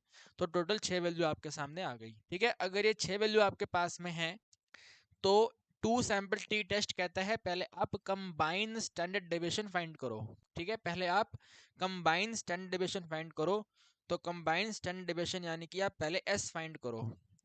तो s होता है आपके पास में रूट ऑफ n1 इंटू में s1 स्क्वायर, फिर n2 इंटू में h2 स्क्वायर के डिनोमिनेटर में n1 में एडिंग करेंगे, n2 में माइनस करेंगे 2। ठीक है भाई, ये वाला सिंपल सा फॉर्मूला आपको अप्लाई करना है। तो आगे लिखेंगे भाई s इज इक्वल टू में रूट ऑफ, ठीक है, n1 कितना है, n1 12 है, तो 12 को मल्टीप्लाई करो, s1 8 है तो 8 के स्क्वायर से एडिंग करो। n2 कितना है, 18 है, तो 18 को 10 के स्क्वायर से मल्टीप्लाई करो, डिवाइड करो। n1 कितना है, 12 है, n2 कितना है, 18 है, माइनस कर दो 2। ठीक है, इसे हमें सॉल्व करना है, तो आगे हम इसको नोट करेंगे। 8 का स्क्वायर होता है 64, तो s इक्वल टू में रूट में 12 को मल्टीप्लाई करेंगे 64 से। ठीक है भाई, 12 मल्टीप्लाई 64। 10 का स्क्वायर होता है 100, तो 18 मल्टीप्लाई हो जाएगा 100 से, और इसके डिनोमिनेटर में दोनों को एडिंग करोगे 3030 है। ठीक है ना, 12 और 18 को आप एडिंग करोगे तो कुल मिलाकर के 3030 है। 2 माइनस कर देंगे तो 28 हो जाएगा। ठीक है भाई, कितना हो जाएगा, 28। तो s वैल्यू इक्वल टू में रूट ऑफ, ठीक है, 12 और 64 का मल्टीप्लाई करना है, तो आइए कर लेते हैं फटाफट तेजी में। ठीक है भाई, 12 और 64 का मल्टीप्लीकेशन। ठीक है भाई, 12 का मल्टीप्लीकेशन करा 64 से, तो 768 है। 768 के एडिशन में 1800 है, और इसके डिनोमिनेटर पे 28 है, तो इसमें आप एडिंग कर दो 1800। ठीक है, ये वैल्यू आ गया 2568। तो s इक्वल टू में रूट ऑफ 2568 है, डिनोमिनेटर में 28 है, डिवाइड कर दो 28 से, तो ये वाला आंसर आ गया। तो s इक्वल टू में रूट ऑफ 91 पॉइंट में 71, 2 डेसिमल तक लेना है 91 पॉइंट में 71, इसका रूट करेंगे 9 पॉइंट में 57, 2 डेसिमल तक। ठीक है ना, 9 पॉइंट में 57 आंसर आ गया। ठीक है भाई, कितना आंसर आ गया, 9.57 आ गया। तो combined standard deviation equal to में 9.57। इतना करने के बाद में अब यहाँ पे टी वैल्यू कैलकुलेट करेंगे। टी वाली वैल्यू का फॉर्मूला याद है, इसी वीडियो में आया था अभी पहले, दिखा देते हैं आपको, रिवाइज हो जाएगा। कहाँ पे है, कहाँ पे है टू वाला कहाँ पर है भाई, था तो इसमें नहीं है क्या? या मेरे हिसाब से तो आया था, नहीं आया क्या, 1/s1n2 नहीं आया? चलो कोई नहीं, नहीं आया तो बता देते हैं, मेरे को लगा आया था यार। चलो कोई नहीं, यहाँ पे आप नोट कर लो। ठीक है, टी वैल्यू यानी टेस्ट स्टैटिस्टिक। ठीक है भाई, टेस्ट स्टैटिस्टिक क्या है? तो टेस्ट स्टैटिस्टिक यानी कि जिसको हम टी बोलते हैं, तो वो टी क्या है, टी बनेगा भाई x बार माइनस में y बार के डिनोमिनेटर में s के मल्टीप्लाई में रूट ऑफ n1 इंटू में n2 के डिनोमिनेटर में n1 प्लस में n2। ठीक है भाई, ये वाला फॉर्मूला होता है ना, x bar minus y bar upon में s इंटू में root n1 n2 by n1 plus n2। ठीक है, अब x बार नोट करो कितना है, तो x बार 100 है, y बार कितना है, 95 है, s कितना है, तो 9 पॉइंट में 57 है, देन रूट ऑफ n1 कितना है, तो n1 12 है, n2 कितना है, तो वो 18 है, n1 और n2 तो 12 प्लस में 18 है। ठीक है भाई, 12 प्लस में 18 है, ये बनेगा आपके पास में सिंपल 5 है, डिनोमिनेटर में 9 पॉइंट में 57 है, मल्टीप्लाई में रूट ऑफ 12 को मल्टीप्लाई करना है 18 से, डिनोमिनेटर में 3030 है। ठीक है भाई, डिनोमिनेटर में 3030 है, तो होगा क्या, यहाँ पे आएगा 10, 3 10 और यहाँ पे 3 6 12 6 72, 72 पे 10 का मतलब है 7.2, तो 5 को मल्टीप्लाई करना है रूट ऑफ 7.2 से, और डिवाइड करना है 9.57 से। ठीक है, अब ये हम कैलकुलेटर की हेल्प लेके कर लेते हैं। ठीक है भाई, कैलकुलेटर की हेल्प लेके ये हम कर लेते हैं। तो पहले तो चेक कर लो, 12 मल्टीप्लाई में 18 है, डिवाइड में 30 है, 7.2 है, 7.2 का रूट करेंगे 2.68। ठीक है भाई, कितना आएगा, 2.68, 2 डिजिट तक लेना है। ठीक है, 2.68 आ गया। ठीक है, 2.68, तो यहाँ पे नोट कर दो इसको, इधर यहाँ पे नोट कर दो। 5 को मल्टीप्लाई करेंगे 2 पॉइंट में 68 से, और डिवाइड कर देंगे 9 पॉइंट में 57 से, तो 2.68 इंटू में 5 13.4 है, 13.4 को डिवाइड करना है हमें 9.57 से। ठीक है भाई, 9.57 से, तो ये आंसर आ गया आपका 1.4, 00 हम लिखेंगे नहीं तो 1.4। ठीक है भाई, कितना आंसर आया है, 1.4। ठीक है, टी वैल्यू कितनी है, 1.4 है, यहाँ पे आपको दिया हुआ 2.7, तो 1.4 इज स्मॉलर देन 2.7। इसका मतलब क्या हुआ, जल्दी बोलो क्या हुआ, इसका मतलब h0 को एक्सेप्ट कर लिया जाएगा। ठीक है भी, h0 को एक्सेप्ट कर लिया जाएगा। अरे यहाँ पे हमने लिखा नहीं क्या h0 क्या है, तो गड़बड़ हो गया, कोई नहीं, ऊपर लिख देते हैं, ठीक है, यहाँ पे लिख देते हैं। एक काम करते हैं, इसको थोड़ा ऐसे कर दो, या एक काम करो ना, पूरा ही शिफ्ट कर लो, ठीक है, पूरे को ही ऐसे शिफ्ट कर दो आप, यहाँ पे ऐसे आ जाएगा ये, ठीक है, यहाँ पर ये ऐसे आ गया, यहाँ एक काम करो, इसको ऐसे करो, ठीक है, ये वाला पूरा उधर कर दो, और ये क्वेश्चन यहाँ पे ले आओ ऐसे करके, ठीक है, क्वेश्चन यहाँ पे आ जाएगा, ठीक है ना भाई। थोड़ा सा हमें मैनेज करना पड़ेगा, ठीक है, इस तरीके से, ठीक है। यहाँ पे नोट कर देते हैं H0 और H1 क्या है, ठीक है, यहाँ पे नोट कर देते हैं H0 H1 क्या है। तो सॉल्यूशन यहाँ से स्टार्ट कर लो आप, ठीक है, यहाँ से सॉल्यूशन आ जाएगा, इसको इरेज कर दो। तो सॉल्यूशन में सबसे पहले H0, ठीक है भाई, सॉल्यूशन में सबसे पहले H0, तो H0 क्या है, दोनों अलग अलग ग्रुप का जो मीन है वो इक्वल है, तो भाई x बार वैल्यू जो है y बार के इक्वल है। और H1 क्या आ जाएगा, H1 आ जाएगा x बार वैल्यू y बार के इक्वल नहीं है, ठीक है। फिर इसके बाद में ये वाली वैल्यू, फिर इसके बाद ये, फिर उसके बाद ये, ठीक है। ये टेस्ट स्टैटिस्टिक को थोड़ा हम ऊपर कर देते हैं, ठीक है, थोड़ा अच्छा लगेगा, इसको थोड़ा ऊपर कर दो यहाँ पे ऐसे, ठीक है भाई, ऐसे हो गया है। अब यहाँ पे आप नोट कर दो फाइनल आंसर क्या बनेगा, ठीक है, यहाँ पर आप नोट कर दो फाइनल आंसर क्या है। तो जो कैलकुलेटेड वैल्यू है, ठीक है, जो हमारा t का कैलकुलेटेड वैल्यू है, ठीक है, t के बेस पे लिखेंगे, t का जो कैलकुलेटेड वैल्यू है, यानी कि 1.4 जो है वो इससे छोटा है, ठीक है, स्मॉलर देन है t की टेबल वाली वैल्यू से, ठीक है ना, t की टेबल वाली वैल्यू से छोटी है। तो इसका मतलब ये हुआ, ठीक है, इसका मतलब ये हुआ कि H0 को एक्सेप्ट किया जा रहा है, ठीक है भाई, H0 एक्सेप्टेड है और H1 रिजेक्टेड है, ठीक है भाई, H0 एक्सेप्टेड है और H1 जो है वो हमारा रिजेक्टेड है, ठीक है भाई, H1 रिजेक्टेड है। तो हेंस वी कंक्लूड, ठीक है, क्या कंक्लूड करते हैं कि x बार जो है y बार के इक्वल है, ठीक है भी, वो आप यहाँ पे नोट कर देना, लास्ट में फाइनल आंसर हमारा हो गया, ठीक है। प्यारा सा क्वेश्चन, खूबसूरत सा क्वेश्चन, कैलकुलेशन है इसमें, ठीक है, कैलकुलेशन है इसमें, प्यारा सा क्वेश्चन है। और आपको एक बात बताएं, ये जो क्वेश्चन है ना, इतनी खतरनाक कैलकुलेशन वाला कंपार्टमेंट एग्जाम का क्वेश्चन है, ठीक है, ये वाला खतरनाक कैलकुलेशन कंपार्टमेंट एग्जाम की है। और इससे पहले जो एकदम मजे आ रहे थे हमें सिंपल सिंपल, ये वाला सिंपल मेन एग्जाम का क्वेश्चन है, ये वाला क्वेश्चन मेन एग्जाम का है, ये वाला क्वेश्चन मेन एग्जाम का है, ये वाला क्वेश्चन मेन एग्जाम का है। तो सीबीएसई ने जानबूझकर जबरदस्ती कंपार्टमेंट एग्जाम में ये वाला क्वेश्चन डाला और इसके साथ में ये वाला क्वेश्चन डाला। सीबीएसई ने ऐसा जानबूझकर किया ताकि बच्चे कंपार्टमेंट ना दें, ज्यादा से ज्यादा बच्चे कंपार्टमेंट ना दें, और अगर देते हैं तो उनके नंबर थोड़े कम हो जाएं, ठीक है। क्योंकि आजकल पता क्या है, हर बच्चा कहता है कि यार अगर मेन एग्जाम में हमारा नंबर नहीं आया तो हम दोबारा पेपर देंगे। तो ऐसे बच्चों को सबक सिखाने के लिए सीबीएसई ने इस तरीके की हरकत करी थी, ठीक है। आपके साथ ऐसा नहीं होगा, आपके पेपर में आसान क्वेश्चन आएगा, टेंशन मत लो आप, ठीक है। Now come to this number, ठीक है, ये वाला क्वेश्चन आ दो, लास्ट है ये वाला, ठीक है, ये वाला लास्ट क्वेश्चन है। आप देख सकते हैं जितने भी क्वेश्चन थे सब करवा दिए मैंने आपको, वन बाय वन करके, है ना, A to Z सब क्वेश्चन मैंने आपको करा दिए, ये लास्ट क्वेश्चन रिमेनिंग है, ठीक है। आइए इसको भी देख लेते हैं। क्वेश्चन कहता है, a group of 5 patient treated with medicine A जिनका इतना वेट है, ठीक है। सेकंड ग्रुप में टोटल 7 पेशेंट हैं, फर्स्ट ग्रुप में 5 पेशेंट हैं। तो 7 पेशेंट का जो वेट है इतना इतना इतना इतना आपको दिया हुआ है, ठीक है। तो कमेंट करिए rejection of hypothesis 5% significance level पे, ये वैल्यू आपको साथ में दे रखी है, ठीक है भाई, ये वैल्यू हमें साथ में दे रखी है। तो ग्रुप 1 है, ग्रुप 2 है, ग्रुप 1 है, ग्रुप 2 है, दो अलग अलग ग्रुप हैं, यानी कि ये वाला क्वेश्चन भी ऐसा है, ठीक है ना, ऐसा क्वेश्चन है ये वाला भी। तो ऐसे वाले क्वेश्चन में देखो, यहाँ पे आपको x बार दिया था, y बार दिया था, S1 दिया था, S2 दिया था, यहाँ पे नहीं दिया हुआ। तो ये वाला क्वेश्चन भी दोबारा से कंपार्टमेंट एग्जाम का क्वेश्चन है, ठीक है, this question is also belong to compartment exam. लेकिन हार नहीं माननी है, क्या पता कंपार्टमेंट एग्जाम का क्वेश्चन इस बार आपके मेन एग्जाम में आ जाए, पॉसिबल है ना। तो हमें हार नहीं माननी है, क्वेश्चन को सोल्व करना है, ठीक है।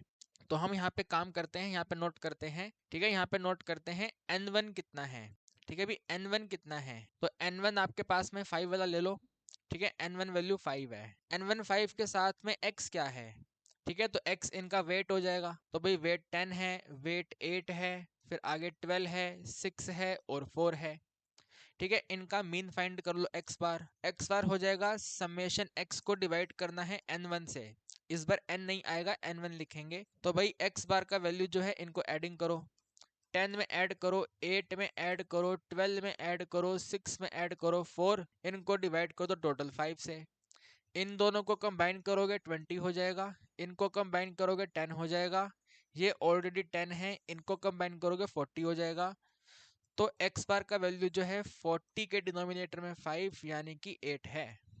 ठीक है भाई, कितना वैल्यू है कुल मिलाकर के 8 है। तो ये डेटा यहाँ पे सेट हो गया। ठीक है, ये वाला डेटा सेट हो गया। और इस बार भी हम गलती कर रहे हैं, पहले यहाँ पे लिखो आप सॉल्यूशन में H0 क्या है। ठीक है भाई, सॉल्यूशन यहाँ से चालू कर लो, सॉल्यूशन में यहाँ पे नोट करो H0 क्या है। तो H0 आएगा x बार जो है y बार के इक्वल है। ठीक है भाई, x बार y बार के इक्वल है। और H1 आपके पास में आ जाएगा सैंपल मीन, मतलब सैंपल नंबर 1 का मीन जो है सैंपल नंबर 2 के मीन के इक्वल नहीं है। फिर आप इसे नोट कर दो, ये हमने फाइंड कर लिया, यहाँ पे इसको लिख दो इधर। ठीक है, ये वाली वैल्यू यहाँ पे नोट कर दो। ठीक है, इतना नोट करने के बाद में अब आप आगे y वाली वैल्यू पे चले जाओ। ठीक है, आगे y वाली वैल्यू पे आ जाओ। तो y वाला वैल्यू यानी कि आपको यहाँ पे n2 नोट करना है। तो n2 में ये 7 है।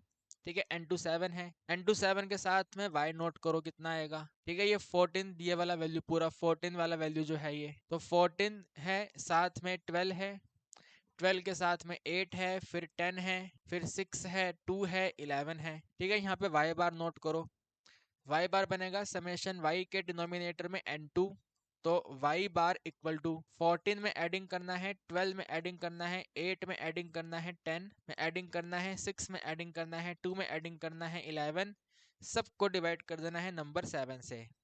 सो y बार इक्वल टू, सबको एडिंग करना है, तो बिल्कुल ध्यान से 12 और 8 को करेंगे 20 हो जाएगा, 20 के साथ में आगे 10 कंबाइन करेंगे तो 30 हो जाएगा, 30 के साथ आगे 14 है तो 44 हो जाएगा। ठीक है भाई, अब 6, 2 और 11 रह गया, 6, 2 और 11 यानी कि 8 है, 8 और 11 19 है, तो यहाँ पे 19 आ गया। ये वैल्यू 3 है और ये वैल्यू 6 है, तो 63 है। ठीक है भाई, कितना है 63 है, तो 63/7 करेंगे, आंसर हमारा 9 हो गया।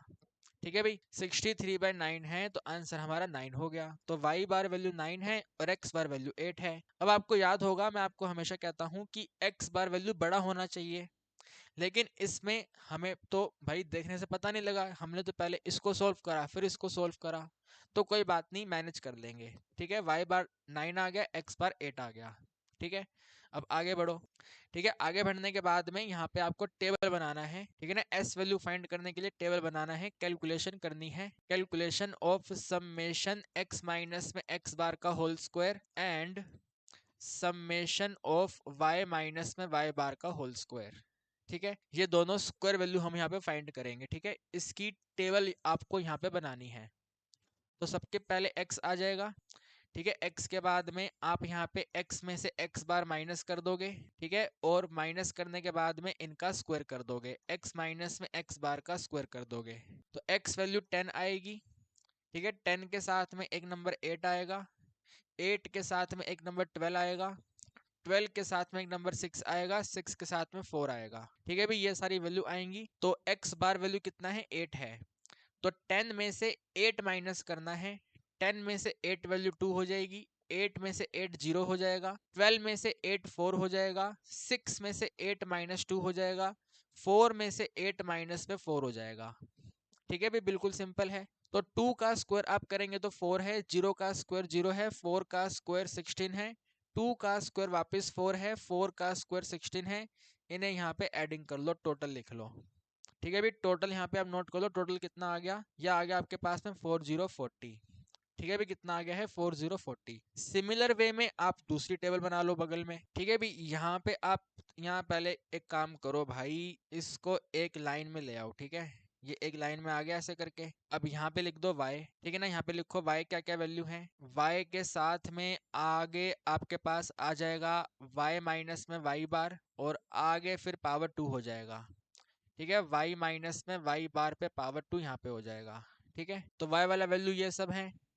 तो पहला वाला वैल्यू 14 है, 14 के साथ में नंबर 12 है, 12 के साथ में नंबर 8 है, 8 के साथ में नंबर 10 है, नंबर 10 के साथ में 6 है, 6 के साथ में 2 है और 2 के साथ में 11 है। यहीं तक कैलकुलेट होगा, लास्ट में टोटल कर देंगे, ठीक है ना। यहाँ पे लास्ट में टोटल कर लेंगे इसका, ठीक है।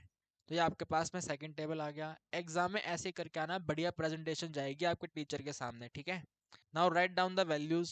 14 को इस 9 में से माइनस करना है, तो 14 माइनस में 9 का मतलब है 5 हो गया, ठीक है। 12 में 9 माइनस करना है, तो 12 और 9 माइनस करेंगे तो यहाँ पे 3 हो गया। 8 में 9 माइनस करना है, -1 हो गया। 10 में 9 माइनस करेंगे 1 हो जाएगा। 6 में 9 माइनस करेंगे -3 हो जाएगा। अरे 2 में 9 माइनस करेंगे तो माइनस में 7 हो जाएगा। 11 में 9 माइनस करेंगे तो सिंपल सा 2 हो जाएगा। 5 का स्क्वायर करेंगे 25, 3 का स्क्वायर करेंगे 9, 1 का स्क्वायर करा 1, 1 का स्क्वायर करा 1, 3 का स्क्वायर करा 9, 7 का स्क्वायर करा 49, 2 का स्क्वायर करा 4, ठीक है भाई। 2 का स्क्वायर करा 4 है। इस तरीके से वैल्यू आ गई। अब ये 9191 तो टोटल 20 हो गए, ठीक है। 9191 20 हो गए। 20 के साथ में ऊपर वाला 25 तो 45 हो गया। 45 के साथ में ये 4 ऐड करा तो 45 और 4 49 हो गया। 49 में 49 दोबारा ऐड करने हैं, 49 में 49 ऐड करने हैं तो ये 18 है और यहाँ पे 9 है तो 98 हो गया, ठीक है भाई। कितना आ गया जी? 98 आ गया, ठीक है। इसे हटा दो यहाँ से, ठीक है, इसे हटा दो, ये आपके पास वैल्यू बन रही है, ठीक है। ये 40 है, वो 98 है। बिल्कुल सिंपल, प्यार से, ठीक है ना। बिल्कुल प्यार से क्वेश्चन सॉल्व करना है तो ये आपके पास में आ रहा है। अब यहाँ आप नोट करो भी एस का वैल्यू क्या है, ठीक है ना। कंबाइन स्टैंडर्ड डेविएशन यहाँ पे क्या है, तो कंबाइन स्टैंडर्ड डेविएशन यहाँ पे बनेगा अंडर रूट ऑफ, ठीक है, प्यारा सा फॉर्मूला है, under root of summation of x minus में x बार का whole square addition summation of y minus में y बार का whole square and denominator value पे आएगा n1 प्लस में n2 माइनस में 2, ठीक है। बिल्कुल प्यारा सा formula, summation x minus x bar square y minus y bar square n1 n2 2, तो 40 है और 98 है, ठीक है भाई। 40 है और 98 है तो s इज इक्वल टू में रूट में आप नोट कर देंगे 40 है और साथ में 98 है, डिवाइड करेंगे n1 n2, तो n1 n2 12 और 7, ठीक है भाई। 5 और 7, 5 और 7 है, माइनस में 2 है, तो s इज इक्वल टू में रूट ऑफ एडिंग कर लेंगे 9 और 4 13 है, 138 है डिनोमिनेटर पे, सिंपल सा वैल्यू 10 है, तो s इज इक्वल टू में रूट ऑफ 13 पॉइंट में 8 है, ठीक है भाई। कितना आंसर है जी? 13 पॉइंट में 8 है, तो 13.8 को आप सोल्व कर दो 2 डेसिमल तक तो 3.71, ठीक है भाई। कितना बनता है? 3.71 बनता है, तो s इज इक्वल टू पे 3.71 आ गया, ठीक है भाई। कितना आ गया ये हमारा? 3.71 आ गया। उम्मीद करता हूँ यहाँ तक कहानी आपको समझ आ रही है, ठीक है। s कितना आ गया है? 3.71 आ गया है। आगे आपको फाइंड करना है टेस्ट स्टैटिस्टिक वैल्यू, ठीक है भाई। टेस्ट स्टैटिस्टिक वैल्यू तो इसका तो सेम फॉर्मूला रहेगा, टेस्ट स्टैटिस्टिक इक्वल टू, ठीक है भाई। टेस्ट स्टैटिस्टिक इक्वल टू में t है और t वैल्यू है x बार में माइनस करेंगे y बार, डिनोमिनेटर में s आएगा और रूट में आप लिखेंगे n1 मल्टीप्लाई में n2 है, ठीक है। n1 n2 के डिनोमिनेटर में n1 प्लस में n2 है, तो x बार का वैल्यू, ठीक है भाई, x बार का वैल्यू, तो x बार का वैल्यू 8 है, y बार 9 है, ठीक है भाई। तो 8 में माइनस करना है 9 के डिनोमिनेटर में s है हमारे पास 3.71 मल्टीप्लाई रूट में n1 n2, तो n1 5 है मल्टीप्लाई n2 7 है, डिनोमिनेटर में 5 है साथ में 7 है, ठीक है भाई। 5 है 7 है, 5 है 7 है। यहाँ पर आपके पास वैल्यू बना है -1 के डिनोमिनेटर में 3.71 मल्टीप्लाई रूट में आया है 7 5 35 के डिनोमिनेटर में 12।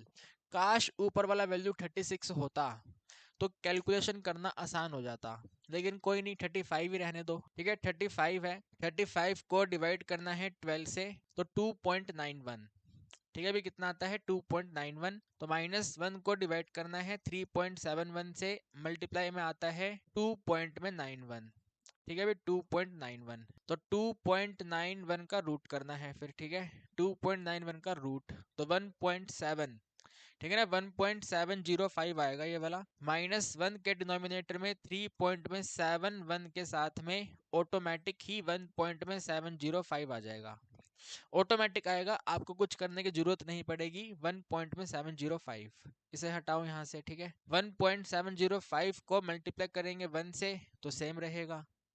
डिवाइड करना है 3.71 से तो 2 डेसिमल तक 0.45 आ गया। कितना आ गया जी? माइनस में 0.4 और 5। ठीक है भी, माइनस में 0.4 और 5। नाउ अब अगर ये माइनस में आया है तो आपको वो दो साइड वाला टेबल बनाना है, ठीक है। दो साइड वाला समझ गए, जो मैंने यहाँ पर बनाया था, किधर, ये वाला, ठीक है। ऐसे वाला टेबल आपको बनाना है, दो साइड में नेगेटिव है तो बनाओ यहाँ पे भाई दो साइड वाला टेबल, ठीक है ना। आपने इसमें एक्स बार वाई बार पे थोड़ा फोकस नहीं कर पाए तो यहाँ पे दो साइड वाला टेबल बना दो ऐसे करके, ठीक है। यहाँ पे ऐसे टेबल बनेगा, एक इधर वैल्यू आएगी और एक इधर वैल्यू आएगी। तो क्वेश्चन में वैल्यू कितनी दे रखी है? 1.812 है। तो माइनस में 1.812 है और 1.812 है, ये रिजेक्शन पोर्शन है, ठीक है। रिजेक्शन पोर्शन है, ये वाला भी रिजेक्शन पोर्शन है, ठीक है। दोनों रिजेक्शन पोर्शन है। लेकिन ये जो माइनस में 0.45 है, ये माइनस में 0.45 यहाँ पर आ जाएगा, माइनस में 0.45, ठीक है। यहाँ पे आएगा ना इधर, तो ये माइनस में 0.45 इस पर्टिकुलर रेंज में आया है, ठीक है ना। इस पर्टिकुलर रेंज में आया है, और रेंज को ना भी देखो तो रिजेक्शन साइड पे नहीं आया है, एक्सेप्टेंस रीजन पे आया है। एक्सेप्टेंस रीजन पे आया है तो H0 को एक्सेप्ट कर लिया जाएगा। लेकिन उसको लिखने के लिए वी विल राइट कि माइनस 0.45 इस रेंज के बीच में आया है, ठीक है भाई। तो यहाँ पे लिखेंगे एस, क्योंकि जो t का कैलकुलेटेड वैल्यू है, ठीक है, जो t का कैलकुलेटेड वैल्यू है, कैलकुलेटेड वैल्यू ऑफ t, ठीक है ना, क्योंकि t का कैलकुलेटेड वैल्यू, ठीक है ना, लाइज इन, ठीक है ना, वो लाई करता है इस रेंज में, लाइज इन -1.812, ठीक है। माइनस में 8 मतलब 1812 से लेकर के 1 पॉइंट में 812। सो हम क्या करेंगे, सो H0 जो है वो एक्सेप्ट कर लिया जाएगा, ठीक है भाई। सो H0 एक्सेप्ट कर लिया जाएगा और इसके अपोजिट में H1 को रिजेक्ट कर दिया जाएगा, ठीक है भाई। H1 को हम रिजेक्ट कर देंगे और H0 को एक्सेप्ट कर लेंगे। हेंस वी कंक्लूड, ठीक है भाई। तो हम कंक्लूड करते हैं, हेंस वी कंक्लूड, क्या कंक्लूड करते हैं? हम कंक्लूड करते हैं x बार वैल्यू जो है y बार के इक्वल है, ठीक है भाई। x बार वैल्यू जो है y बार के इक्वल है, यही आपने यहाँ पे लिखा था, ठीक है ना। x बार जो है y बार के इक्वल है, यहाँ पे लिखा हुआ है ये, ठीक है भाई। तो ये लास्ट क्वेश्चन था, ये भी बिल्कुल जानदार शानदार तरीके से सॉल्व हो गया है, ठीक है ना। This is the last question, हमने सॉल्व कर लिया और साथ में सभी के सभी क्वेश्चन आपको करवाए हैं मैंने, ठीक है ना। एक बार लास्ट में मैं आपसे दोबारा कहूंगा, आप डेफिनेटली ये जाके देखो, वन शॉट वीडियो जाके देखो, सब कुछ कवर है इसके अंदर, एक एक चीज, जितने भी क्वेश्चन मैंने आपको अभी करवाए हैं वो क्वेश्चन भी आपको इस वीडियो में देखने को मिलेंगे। बिल्कुल जानदार शानदार बेहतरीन लेवल का कंटेंट है इस वीडियो में, जाकर के देखिए। 101% आपने जितना अभी तक सीखा हुआ है आपको और सीखने को मिलेगा, गारंटी है मेरी, जाकर के देख लो बस, ठीक है। नाउ इस वीडियो को समाप्त करेंगे भाई। इन्फ्रेंशियल स्टैट्स के पीवाईक्यू मैंने आपको करवा दिए, बहुत ही प्यार से आपको समझाए हैं, उम्मीद करता हूं आपने भी प्यार से समझे होंगे। आपकी तरफ से थोड़ा सा और प्यार दे दो, वीडियो को अपने दोस्तों के साथ शेयर कर दो। अगली वीडियो में इसका अगला चैप्टर यानी कि टाइम सीरीज के आपको क्वेश्चंस करवाऊंगा, ठीक है गाइस। आज के लिए इतना ही, अगली क्लास में मुलाकात करते हैं, टाइम सीरीज के पीवाईक्यू डिस्कस करेंगे। ओके, चलिए बाय बाय, गुड नाइट।